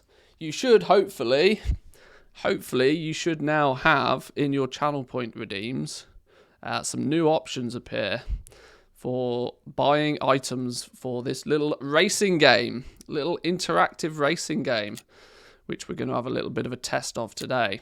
I'm going to have, let's just set it as default to begin with. Right, you guys now have the ability to join in. You can do !play or !join to join in on the race, and we'll see who's victorious. I should probably join myself. Let's get some people in here. Let's have a race, shall we? Let's have a bit of a race. Now, I don't know what the limits are for this. There's about 80 of us in here. If we can get a good few of us doing some racing, we'll see how it goes. You also can use your channel points to buy some items. The items are listed up here. There are bombs, there's ice, there's rocks, nitros, all of this sort of good stuff. You may also be able to use, I believe, the Viewer Games Arcade component stream overlay business to load up. You can get yourself some cosmetics and all that sort of good stuff. It may or may not load, I don't know. But right, don't spend your items yet. I'll give people, 25 people have joined, okay. I'm going to do a 60-second countdown, and then it's going to start. So you got 60 seconds to get your items, buy yourself some items, join the race. There are, 26 people in this race so far. And we'll see who wins. There is 5 laps, I believe. I think we set it to 5 laps. Now, at some point, I will try and work out some, rewards and stuff for people who win. I don't know how some people have got icons and everybody else doesn't. PKB's got himself an icon.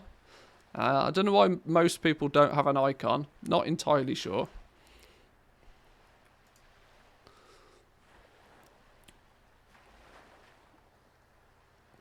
"14 seconds to go, boys and girls. 10 seconds and then the race will begin. Let's see who can win the very first race.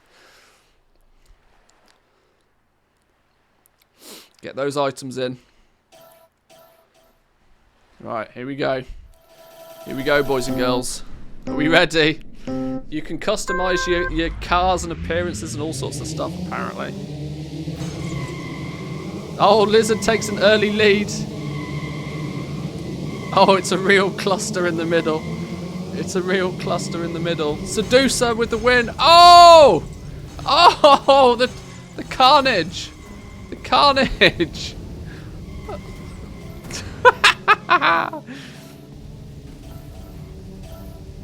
Oh, people are blasting off. Oh, what happened over here?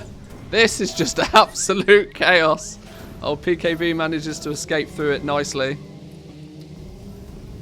Oh, somebody's got it good at the front here, look. Somebody's got it good. Look at this clear lead after the first lap. Wurtit, he's got a massive... Oh, no, can we get through this, though? Can you get through? Thinking about it. Drops a... Oh, strategic oil. Seducer's going for the boost. Oh, no, people are going to fly off the edge. Jenny, no! You dead. You dead. Oh, no! Your first position. That was a very strategic. Hang on, let's see if we can go some manual camera mode. Oh, this is chaos. This is actual chaos. PKB's got a couple of people with his nitro boost. This bridge is where it's at, though. Oh, no. How do you steer this? You don't. It automatically steers for you. You can change your... You can change waypoints or something with this, I believe. Let's check in with Wirt, who is still up. Oh, Seducer with the overtake for the lead.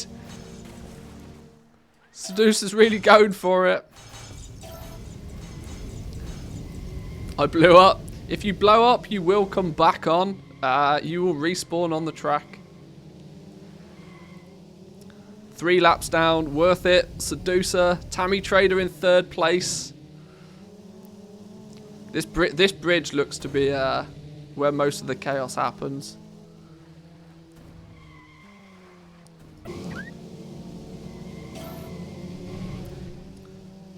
Where am I?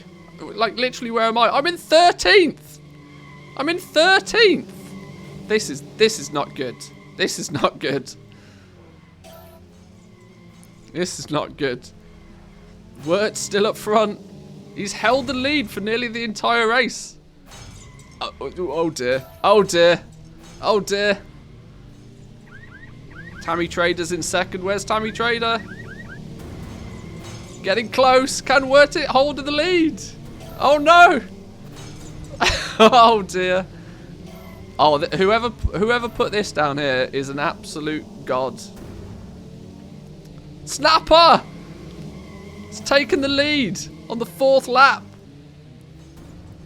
How do I use the items? You exclamation mark and then one of the items up here. Snapper's taken the lead. Oh, it's chaos. It's chaos.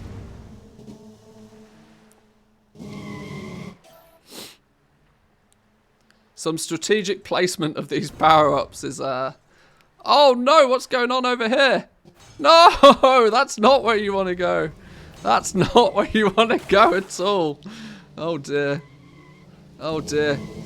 Snapper, we're on the last lap. We'll keep on the last lap. We'll keep with 1st place. We'll see. You've got Snapper up front. Tammy Trader very close behind.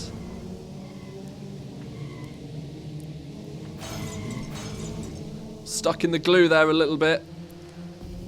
Wurtit. Oh, Wurtit's nearly on fire. You've got 9 health left. No. Oh, you dead. You dead. You were in 2nd place. I think Snapper's got this, you know. I think Snapper's got this. Snapper's about to finish the race. 1st place looks to be Snapper's. Tammy Trader coming in 2nd. Wurtit in 3rd. Seducer just missing out on the podium. Congratulations on the 1st ever, I don't know what we'll call this, Mantheus stream race. Incredible performance. Incredible performance. Congratulations, boys and girls. Tammy Trader coming in for 3rd. Bonebreaker with only 19 health points left. Coming in for 4th place. Seducer in for 5th. Lizard in 6th. PKB in 7th. Congratulations all those that made it to the end, boys and girls. Didn't even know what the items... I am terrible. I came in 12th. I am useless. It's way better to use the stream extension for the items. It has buttons. Yeah, you should have an overlay on your screen that will come up about here that you can use for the items. And if you run out of items, you can cash in some. Channel points for items. 24 of 27 players have finished. Who's still lagging behind?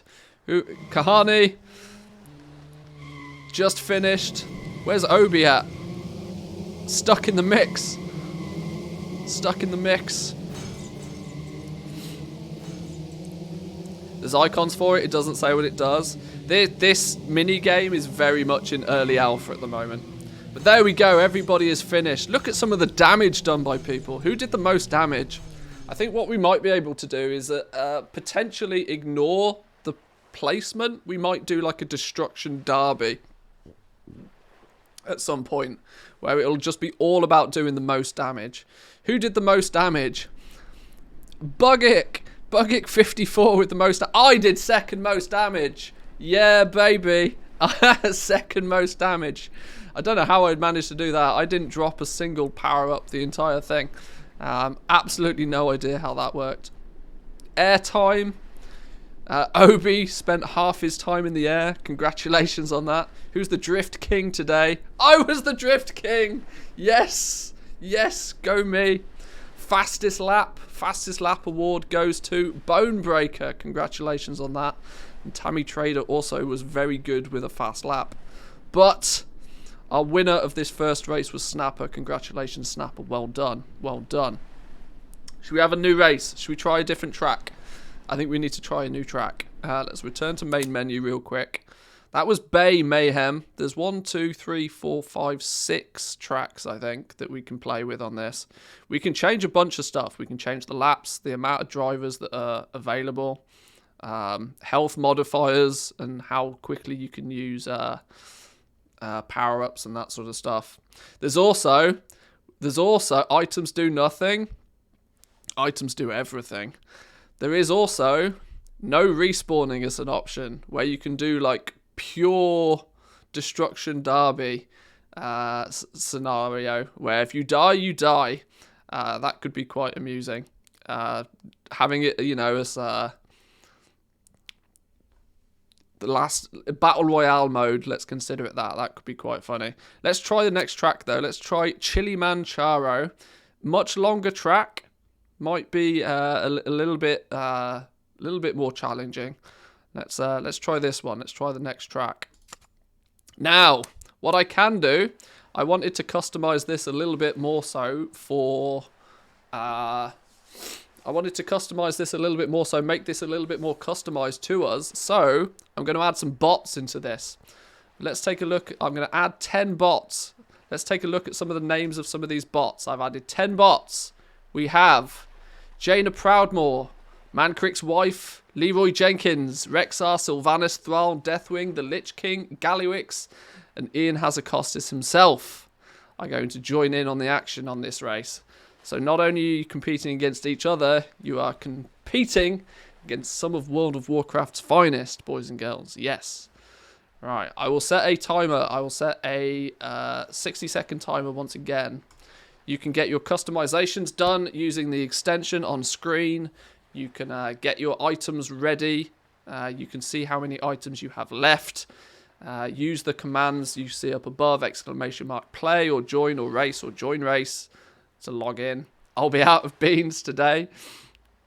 Don't worry, anybody can play. It's free to play. But if you want to use the items and the power-ups, they are going to cost you coffee points. And if you wish to customize your car or do any special effects, they do cost bits. Now, actually, I have no idea how much the bits cost. So, I mean, you'll have to tell me how much the bits cost, because I can't see that, because you can't share in your own channel. Everybody just bomb instantly. Okay. Well, there's 34 racers in this, because we have some of World of Warcraft's finest. Did I not start the timer? Okay, I meant to start the timer ages ago. But, right, the race will start in 50-odd seconds. You've got a bit of chance to join up if you haven't already.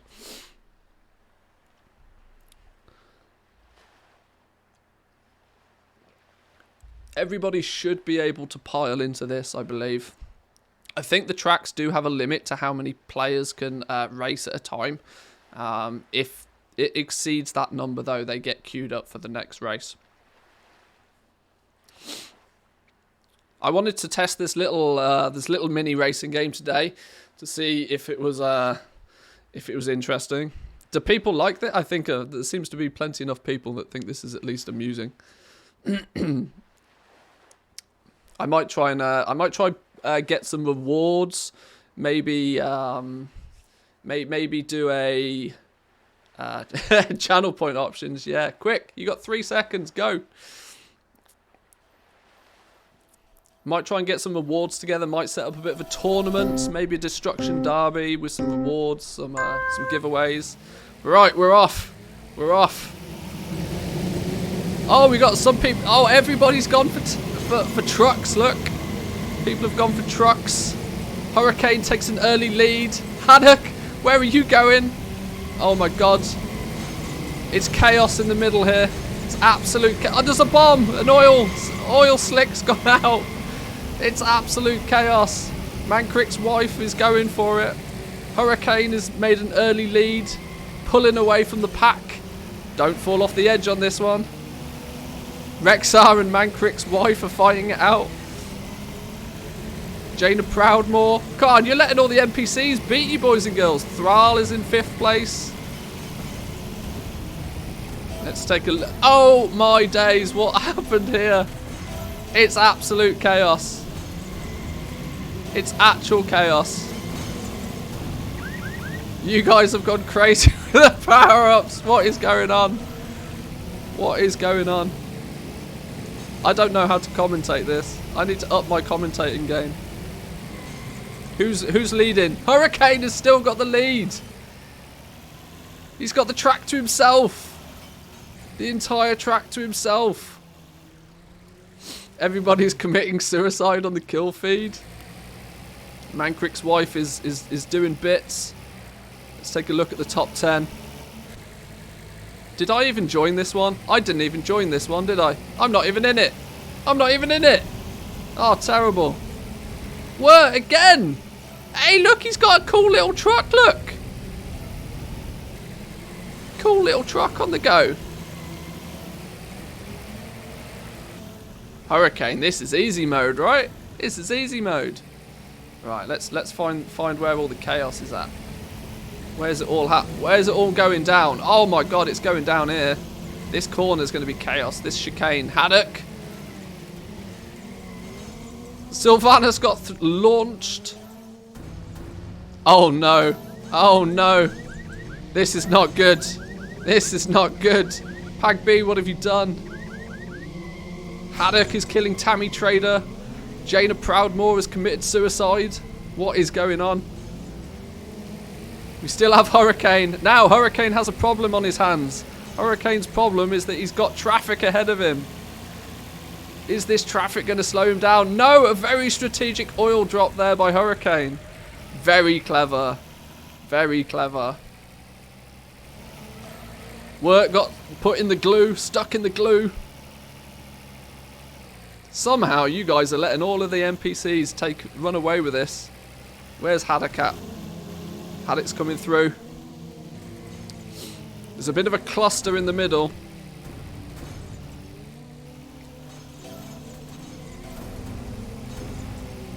This bridge looks dangerous. Oh no! No! That's not the place to go. Oh dear. If I don't touch it for a minute, it will go into auto camera mode.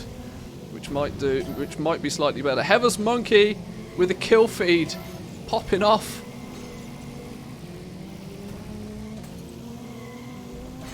Is it going to go into auto cam mode at some point? Yes, here we go. We're going to get an overview of what's going on here. What I can probably do is say, right, Hurricane has still got the victory. Wirt is close behind. Mancrick's wife in 3rd place. I genuinely can't see where you are on this. This is like Micro Machines. Everybody's old enough to remember Micro Machines, right? Surely, unless I got a bunch of Zoomers in here. People are throwing it down. Let's check in with our race leader. Check in with our race leader, Hurricane.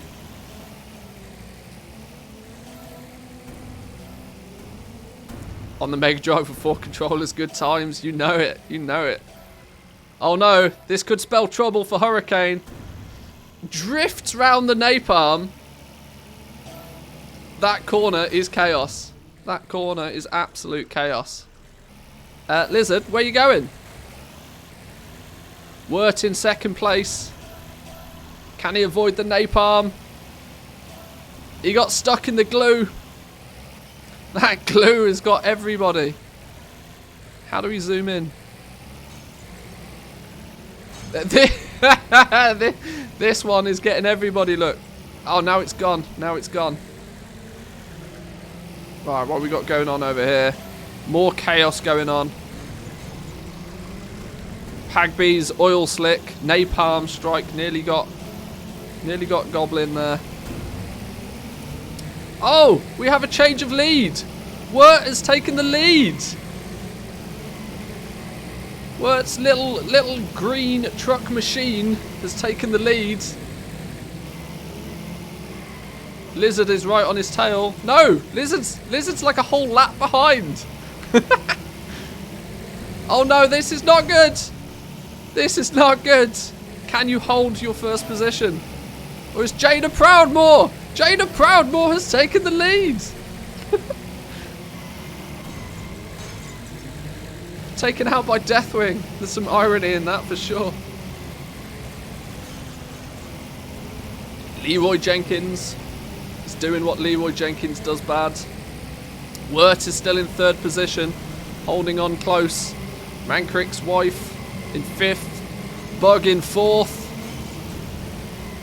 Was in fourth. Oops.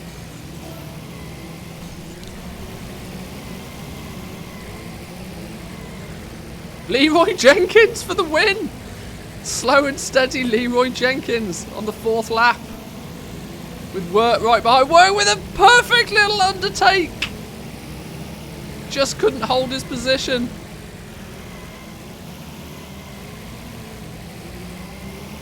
Jane has overtaken as well. Obi's coming through. Obi's on fire, look. How's Obi still going? Oh, well, he's not. That's how. He's not. Oh, no! Ian Hazakostas. You sat on top of Ian. That is not how we do things in here. The competition is stiff. Leroy is still running away with it. I can't believe you're going to let an NPC win. Leroy Jenkins of all people. Wirt, come on, where you at? Let's go, go, go. Who's trailing down here? Is everybody... PKB! How are you on your first lap? PKB, what's going on? PKB on the first lap still. Either a late entrance there or something's gone really wrong. You and Deathwing have been having a fight at the back. F's in chats for PKB. Oh dear. Last place, what a loser. Samadan! Didn't even realise Samadan was in chat. Welcome in, Samadan. Fight on, my man, fight on. Everybody wave to Samadan. We're on the last lap. Let's take a look at who's up front. Leroy Jenkins is leading the race. Jada Proudmore close by. Wirt has taken second place. Leroy Jenkins is going to finish the race soon. This is an incredible performance. He's really not that far ahead. Samadan, take out Leroy Jenkins. And Leroy Jenkins. Well, well, well. If you ninja pull, it seems to do good things for you. Thrall came in second place. Bug, congratulations with your third place. Wirt came in fourth with your funky little green van. You. Mancrick's wife, we found her. She's in fifth place. Row in sixth. Jana Proudmore in seventh. Get out of it, Jana. Hurricane in eighth. Zero comes in ninth. Haddock in 10th. Congratulations to our top 10 there, boys and girls. Who's tailing up? Who's tailing up? In 16th, Headless Monkey coming through. Now we're getting people finishing. We could be waiting a while for PKB. F's in chats for PKB. Still on his second lap. Still on his second lap. Oh, got squished by Gallywix. Oh, the irony. Squished by Gallywix.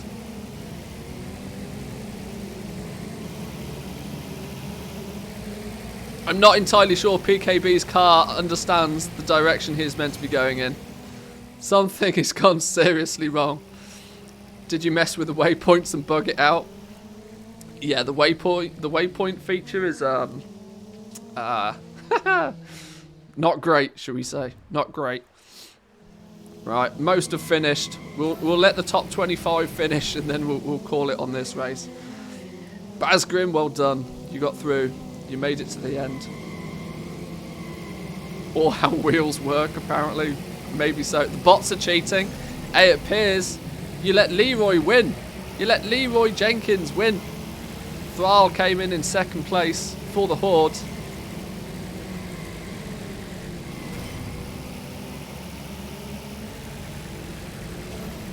Samadan has finished the race. Where did our man Sam?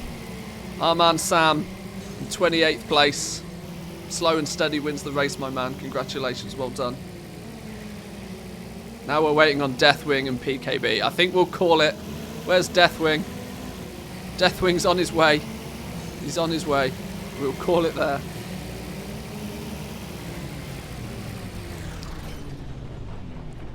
We got ourselves our winners. Leroy Jenkins in first. Thrall in second place with Bug in third place. Congratulations all. Should we take it? Who was our Damage King? Damage King was Deathwing. No surprises there. You know, I think more damage was done in the LFR of Deathwing than any other instance ever. So yes, that makes sense. Gobliner, you are really kicking off today. Congratulations. Our Air King was PKB. Maybe PKB's car's got wings. Spent most of his time in the air. Should have spent more time with the wheels on the ground, good sir. But congratulations for topping out the airtime tables today. Our Drift King was Samadan. Samadan coming in clutch. Drift King showing off his techers. With a best lap, Gallywix. Got boosted, right? Probably boosted. Probably not earned. Unbelievable. Unbelievable. And of course, our final podium finish. Leroy Thrall, Bugic, 54, Wirt, Mancrick's Wife, Road, Jane Proudmore, Hurricane, Zero Mix, and Haddock were our top 10. Awesome stuff, boys and girls. Awesome stuff. Should we try the next track? Do we want to change things up a bit? Or do we want to just try the next track? Do we want to do a Destruction Derby? We could do a Battle Royale Destruction Derby. We could have it so that there's no respawns. Once you're dead, you're dead. We could have no respawns. Simple track, little easy track. Can't, you know, not too chaotic, but allow you guys to go really crazy with your items. What can I say? Smooth driving. Hey, move over, Lewis. We've got Samadan in the house. Lewis Hamilton's not got shit on Samadan. Boom. WoW sucks. Only heroic counts. Trying to get banned on every WoW stream. Alright, see you later. Your choice. No problems. No problems. If you wish, you can be banned. It's fine. Alright. Let's try the next lap. The next track. Temple of Doom. We're off to the Temple of Doom. Right, get yourselves joined in. Get yourselves joined in. This is going to be a bit of a destruction derby. This is winner stays. This is once you're out, you're out. There's no respawns in this one, so we could see some we could see some very initial chaos on this. I will throw up a 60-second timer. The race will start in 60 seconds. Get your racer in. Get some customizations. Buy yourself a Ferrari or whatever it is, and we'll see who can win. This one is Battle Royale mode. If you get blown up, if you lose your health points, that is it. You're out of the game, and we'll see. Either after we might not end up with many players by the end of the race, but we'll see. We'll see.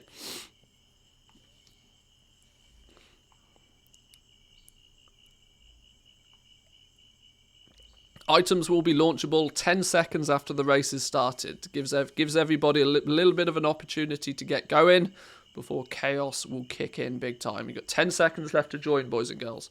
Exclamation mark play or exclamation mark join to get in on this race.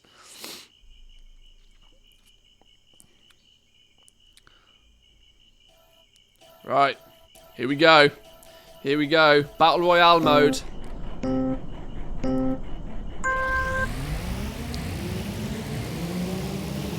And they're off. And they're off.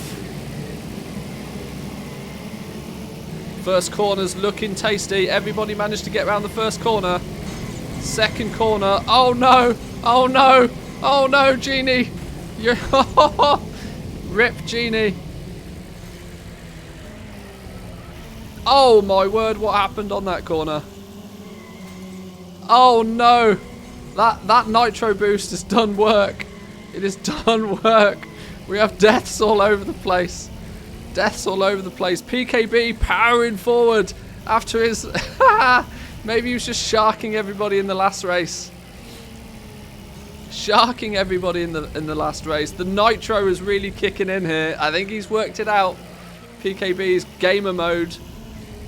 Barsgrim is coming up in second place. Ginny in third place. Bug in fourth, followed by Tammy Trader and Gobliner coming up behind. We have some serious casualties already. Now is PKB going to get? Oh no, he survived. The nitro disappeared just in time. This I think is less about winning the race, more about just staying alive. Staying alive is the key to this one. Legendary stock tracker himself is no more. Oh, the deaths already. How did you die twice? How can you die twice? There's no respawns. How's that even possible? You died twice. PKB's on his third lap, powering forward. Oh no, Bug is out. Bug is out. We might not have three races by the end of this. PKB powering forward. Barsgrim coming in second, gets stuck by PKB's glue. And Ginny and Tammy Trader all made it through the glue. Gobliner coming in fifth, slow and steady. This might be the approach, you know. PKB powering forward. Drops a napalm. Drops a napalm. Is the napalm going to catch people? Can Ginny avoid the napalm? No! Straight through the napalm! Oh dear, that's not going to be good for your health. Dodge the napalm, boys and girls. Oh, these are how many people you've killed. I see. I see. I get it now. I get it now. PKB, fourth lap. Slow and steady all the way. Ginny coming in second place. 5 health points. Slow and steady, Ginny. Avoid napalm. There's a bomb. Avoid PKB's bomb. Cow coming in fourth place on the final lap now. We've only got 4 contestants left. I think PKB might take this. Bombs all over the place. Oh no, the Ginny. Ginny. The real Ginny's gone. Boom. Out of here. PKB up front. There's only 2 left. We're down to 2. Cow, PKB, looks like our only survivors. Can PKB take it for the win? Last lap. Go. Boosts, nitros, bombs, everything you've got.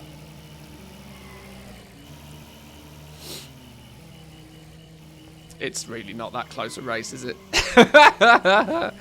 PKB's coming through. About to lap Cow. PKB's coming in for the win. The Nitro for the win.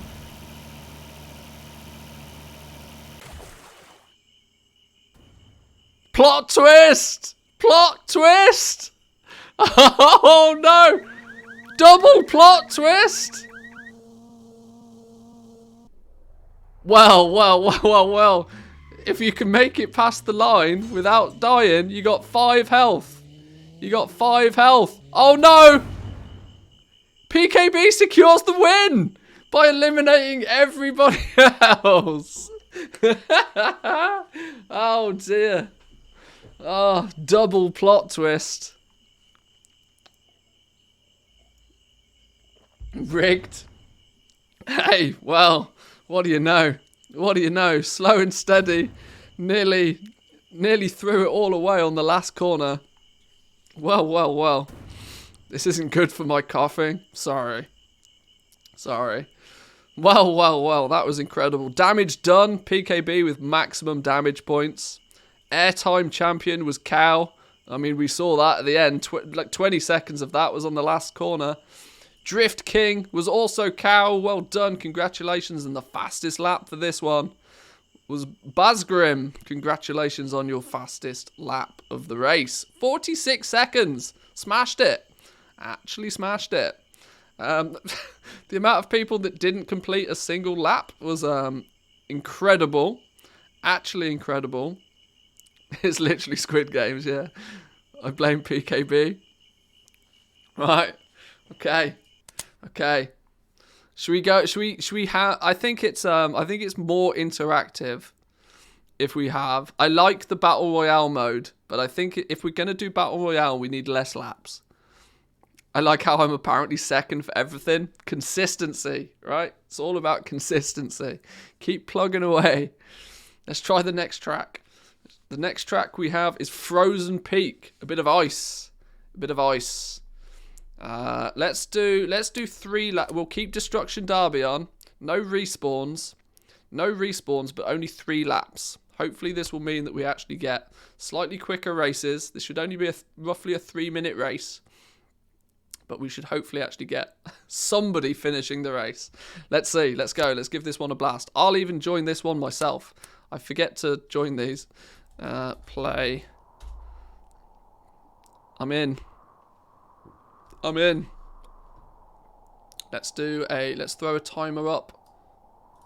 Let's do a 60-second timer. You got 1 minute, boys and girls, to join the race before we start. This is another battle royale mode. If you die, you are out. It is only 3 laps. It's a quick, short race. This one. This is where fighting your way to the front of the pack, nice and early, might be the play. You can get your items. You can redeem items with channel points. Get those channel points in. You can customize your cars using the on-screen extension. You can pop up some party modes and some celebrations and some fireworks with bits if you wish. But let's get this going. You've got 15 seconds to get joined. Who've we got in? We've got 21 racers. What are the commands? The commands are up on screen. You !play join race or join race to get in on the fun. And then you can launch items with !bomb, rock, field, oil, napalm, or just use the extension that will pop up on screen. Let's get going. We are off. Let's take a look at the first corner. Who makes it through the first corner? Tammy Trader with a perfect use of the nitro. That was a bomb. Oh no! First corner took out half the races on the very first corner. Of all the timings of the bombs, that was incredible. Bonebreaker makes it through the first couple. Oh, this is chaos. People are not going to make it past the first lap. Oh no, Tammy Trader's rolling off the side of the cliff. We got some serious napalm doing work down here. Let's check in with our race leader, Bonebreaker, shortly followed by Nice Devil. Nice Devil dropping an oil.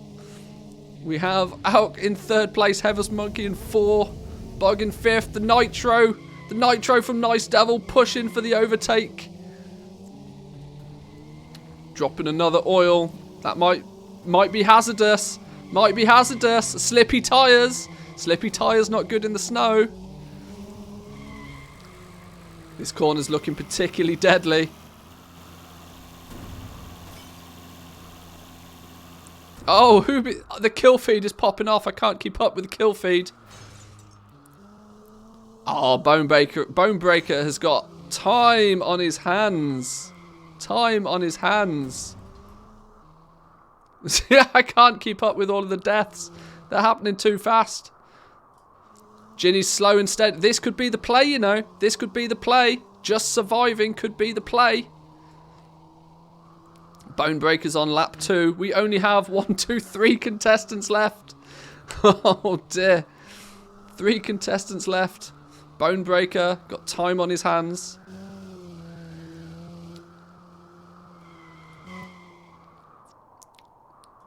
Ginny coming in 3rd place. Bonebreaker. Oh no, 1 lap left still.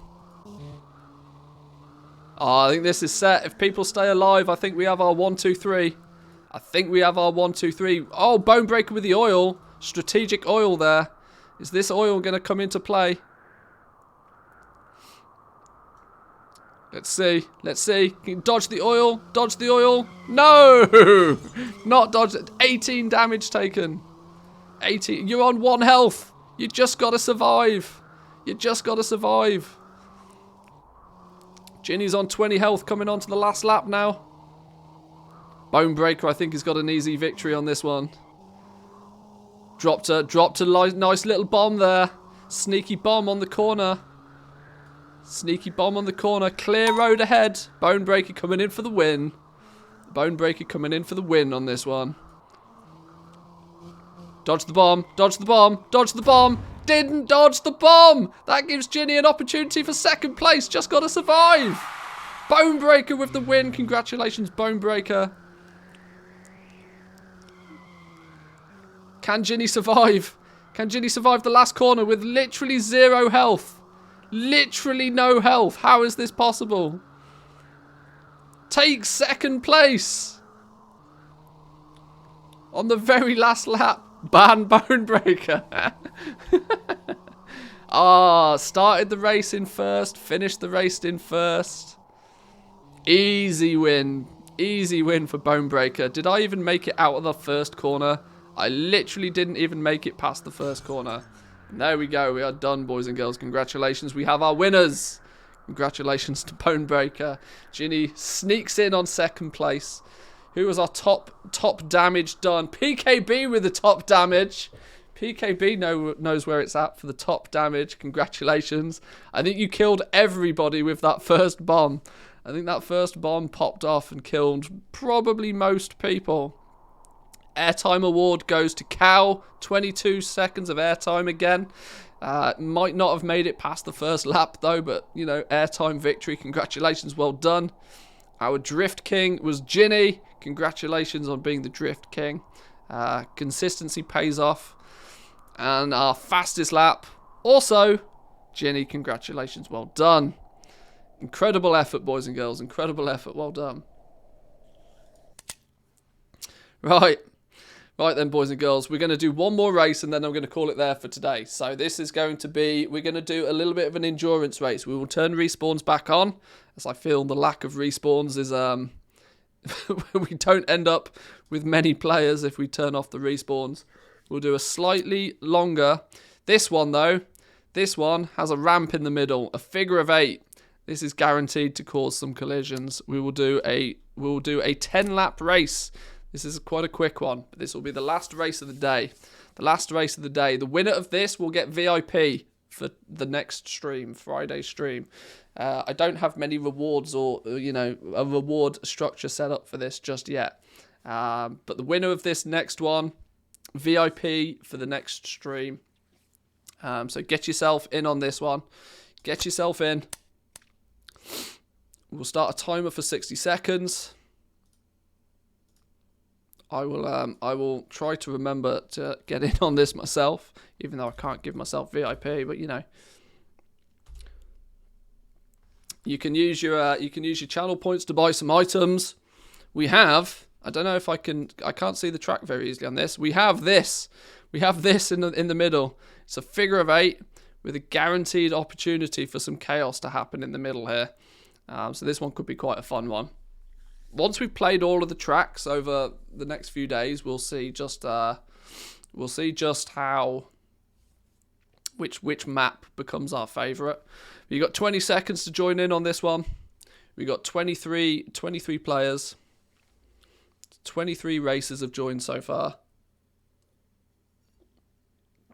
We can't play this too much because I'm going to lose my voice if I try and commentate all of these. More importantly, I think if my wife is having any business meetings downstairs, she probably doesn't want to hear me screaming upstairs. Right, we're off. The race is ready. Let's take a look at the very first corner. The very first corner. 7 seconds, 6 seconds. Time your items. Time your item usage. Tammy Trader takes an early lead. Hurricane around the outside. Items are available. That bomb! The bombs! The bombs! Who got caught up in all of that? That was an incredible use of bombs. Avoid the fire. Hurricane takes the scenic route, ends up on his roof. Drops a bomb on himself. Tammy Trader sneaks through. Sneaking through. Genie in second place. These trucks seem to be the meta, you know. These little trucks do bits. Boost, jump over everybody. Let's take a little look. Oh, there's me. There's me. Leave me alone. Don't touch me. Slow and steady. Slow and steady. Everybody making it over the jump. This jump is I say everybody making it over the jump. Maybe not everybody's making it over the jump. PKB in his van. The blue van man. Straight through the nitro. Napalm even. Straight through the napalm. Tammy Trader still taking the lead after the second lap. Tammy Trader is really after that VIP spot. Genie in second place, shortly behind. Third place we have Hurricane. Well, we did. Hurricane still holding on to third place. Goblin in fourth. Well, not anymore. Spawning right in the napalm. That's not good. That's the last place you want to spawn. Bug in fourth place. Nicely clearing the ramp there. Dropping what looks like some sort of ball. I'm not even sure what that is. Tammy Trader taking the scenic route round the edge, round the outside. Where am I? Where am I even in this? Where am I? 21st. 21st. I'm useless. Get out of my way. Everybody stop. Stop. Stop the race. Haddock, move over. Get out of the way, Haddock. I'm coming. I'm coming. Go for the overtake. Go for the overtake. No, I'm too slow. Too slow. Oh, I got it. Screw you, Haddock. For the win. Tammy Trader has still got the lead. Easy game. Fourth lap. Miles ahead. Miles ahead. Oh, Stro has had some success with that glue. Sent Tammy Trader flying. The early lead might be in jeopardy here. Gonna end up avoid the lava. Good use of the nitro. Good use of the nitro. Goblin coming up second. Good opportunity to catch up on that one. Man, WoW looks gay these days. Good for you. Congratulations. Heavis Monkey coming in third so far. Fourth lap. We're nearly halfway through this.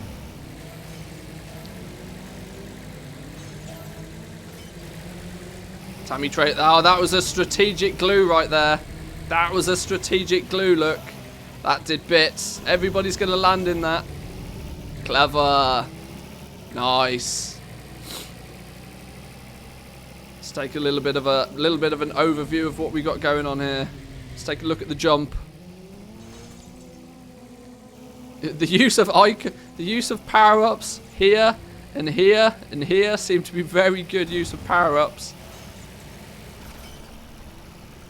There's chaos going on here.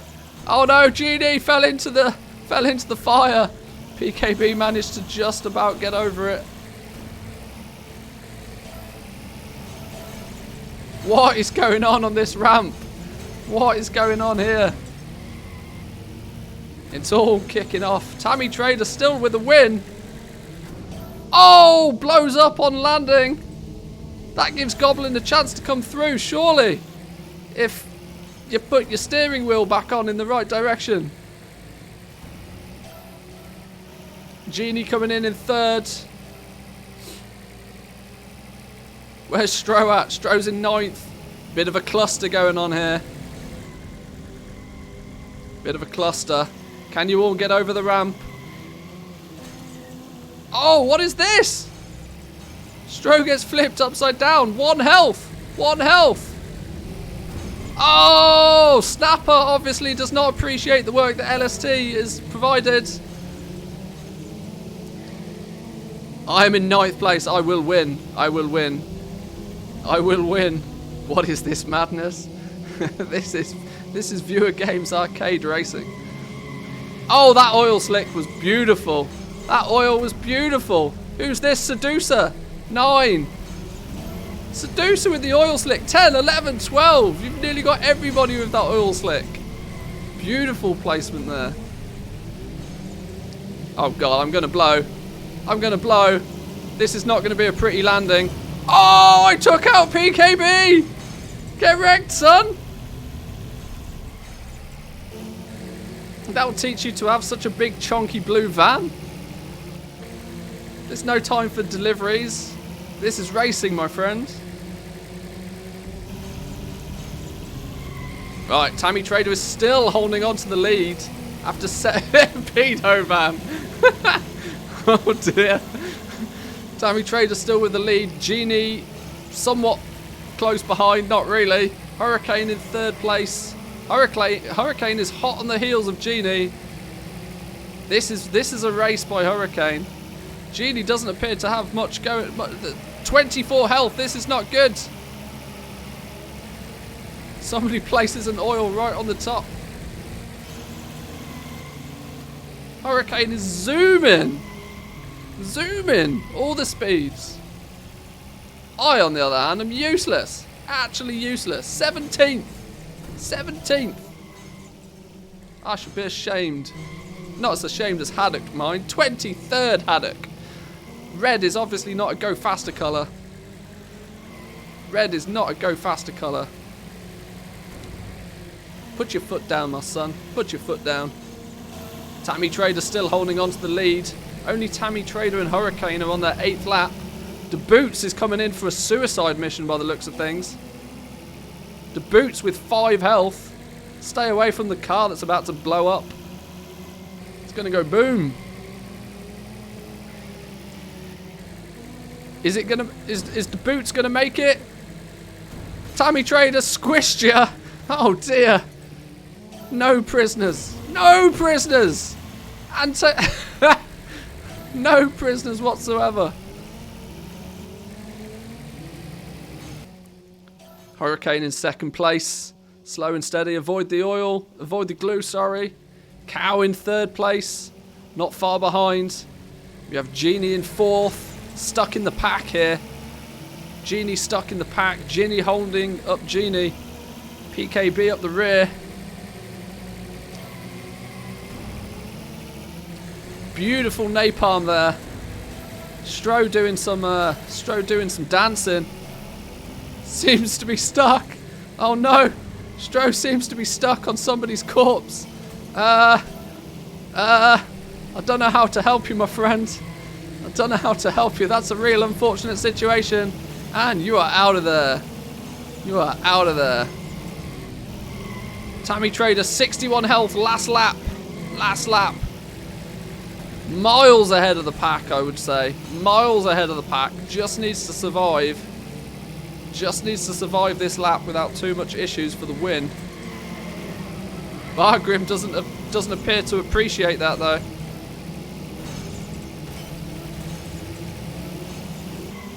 Cow in second place. Giving zero shits to the napalm. Oh dear, red shell just before the finish. Cow still holding on to second place. Oh, Bug is overtaken! With 1 lap to go. Tammy Trader is about to finish the race, 49 health. Unless something crazy happens. This is chaos. Glides through the chaos for the win. Glides through for the win. I mean, only just though, mind. Only just. Congratulations, Tammy Trader, for the win. Second place, Cow, fighting his way through. PKB's on fire. PKB's with 11 health left, on fire. PKB, you're in second place, my man. Don't mess it up now. Put that white van, man. Get a stick in action. Go, go, go. Cow in third place, also on fire. Oh, this is a tight race for second place. This is tight. This could come to the last corner. The last corner. 6 health. 6 health. Haddock! Haddock took him out! Haddock took out Cow! It was stolen! Haddock! Easy! Easy second place. Congratulations. Hurricane comes in third. Genie in fourth. Mac Penn coming through in fifth. Convincing fifth place. Barsgrim with literally no health left in sixth. PKB strolling through in his van eventually secures 7th place. It was stolen. It was stolen, PKB. Blame Haddock for that one. We all saw it. We all saw it. I mean, I might, oh! Oh! Oh! Come on now. Come on. I'm in 19th. Overtaking Pag B. Stro, move over, son. Coming through. I'm gonna get yous. Oh no! A strategic glue. That was mean. A strategic glue. A strategic glue. Well played, my man. Well played. Well played. I mean, I'm crossing the line in style. Nothing but style points there. Snapper coming in. Trying to cross the line. Haddock gets the quick overtake. Haddock secures 20th. Pag B coming through. Just Ginny. Barely across the line. Finally finishing off. Snapper in 23rd. Good race, boys and girls. Good race. Congratulations. You ain't coming for no one. Congratulations, boys and girls. Well done.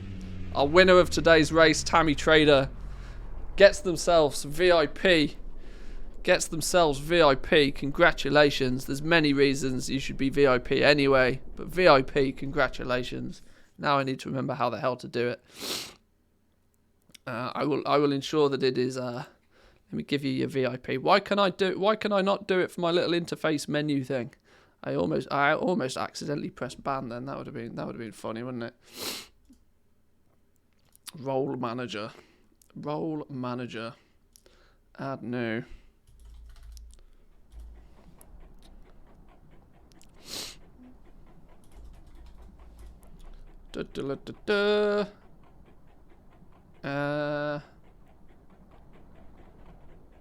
I believe that's you. VIP, congratulations. Save. We have ourselves a new VIP. Thank you to the... Welcome to the Cool Club. Welcome to the Cool Club. Damage done. Who was our damage king? Pag B. Mad damage. Big damage. Followed shortly by Genie with 344 and PKB with 339 damage. Big damage points there. Airtime award goes to Stro. Spent more time flying than racing, obviously, to finish 17th. I mean, who would be stupid enough to finish after that? God knows who. God knows who. Drift King. Drift King was Bone Breaker. Good effort there, Bone Breaker. Nearly 2 minutes of drift time. Really know how to take those corners. And our fastest lap goes to Hurricane with a fastest lap of 48 seconds. Incredible effort, boys and girls. Well done. Well done, well done. Damages from the bomb at the beginning. Only played that and a boost. Hey, that first bomb does business. does business. Well, well, well. Good effort, boys and girls. I enjoyed that. I don't know about you guys. I enjoyed that. Now, of course, it wasn't World of Warcraft related, but I think it's quite fun to just mess about and do something silly like that occasionally. I'm going to leave it there for today, though, boys and girls. For reference, I have mentioned this. Whoa. We don't need to hear myself twice. For reference, there will be no stream tomorrow, unfortunately. I have more real-life engagements that are holding me back from streaming a little bit at the moment. We'll be streaming back on Friday. I don't know exactly what we'll be doing on Friday. We might play some more racing, we'll see. Not entirely sure if people have got too many channel points left, but we'll have to see. So yeah, I hope you all enjoyed. I had fun. We'll be back on Friday. Enjoy the rest of your reset day. Remember, it's a good day to make gold if you're still playing World of Warcraft. Congratulations to Tammy Trader for winning the final race and getting themselves a VIP for the day. I will try and come up with some silly little rewards for this thing to really give people the incentive to power through. But I think it was good fun, and I hope everybody had a bit of a laugh. I'm worried I'll run out of channel points soon. I can tweak the channel point numbers, but I think there's a fair few of you guys that have got like literally 100,000 plus of them. And they don't seem to play too much of an effect other than to give me silly things to shout about when commentating it. But yeah, we'll see. We'll see how it plays out. But anyway, thanks for joining today, boys and girls. I'm rambling at this point. Check out the Discord if you haven't already. Jump on the YouTube. Make sure you hit the sub button. Drop a follow on the stream if you haven't already. And I'll be back with you guys on Friday. Catch you all laters. Peace.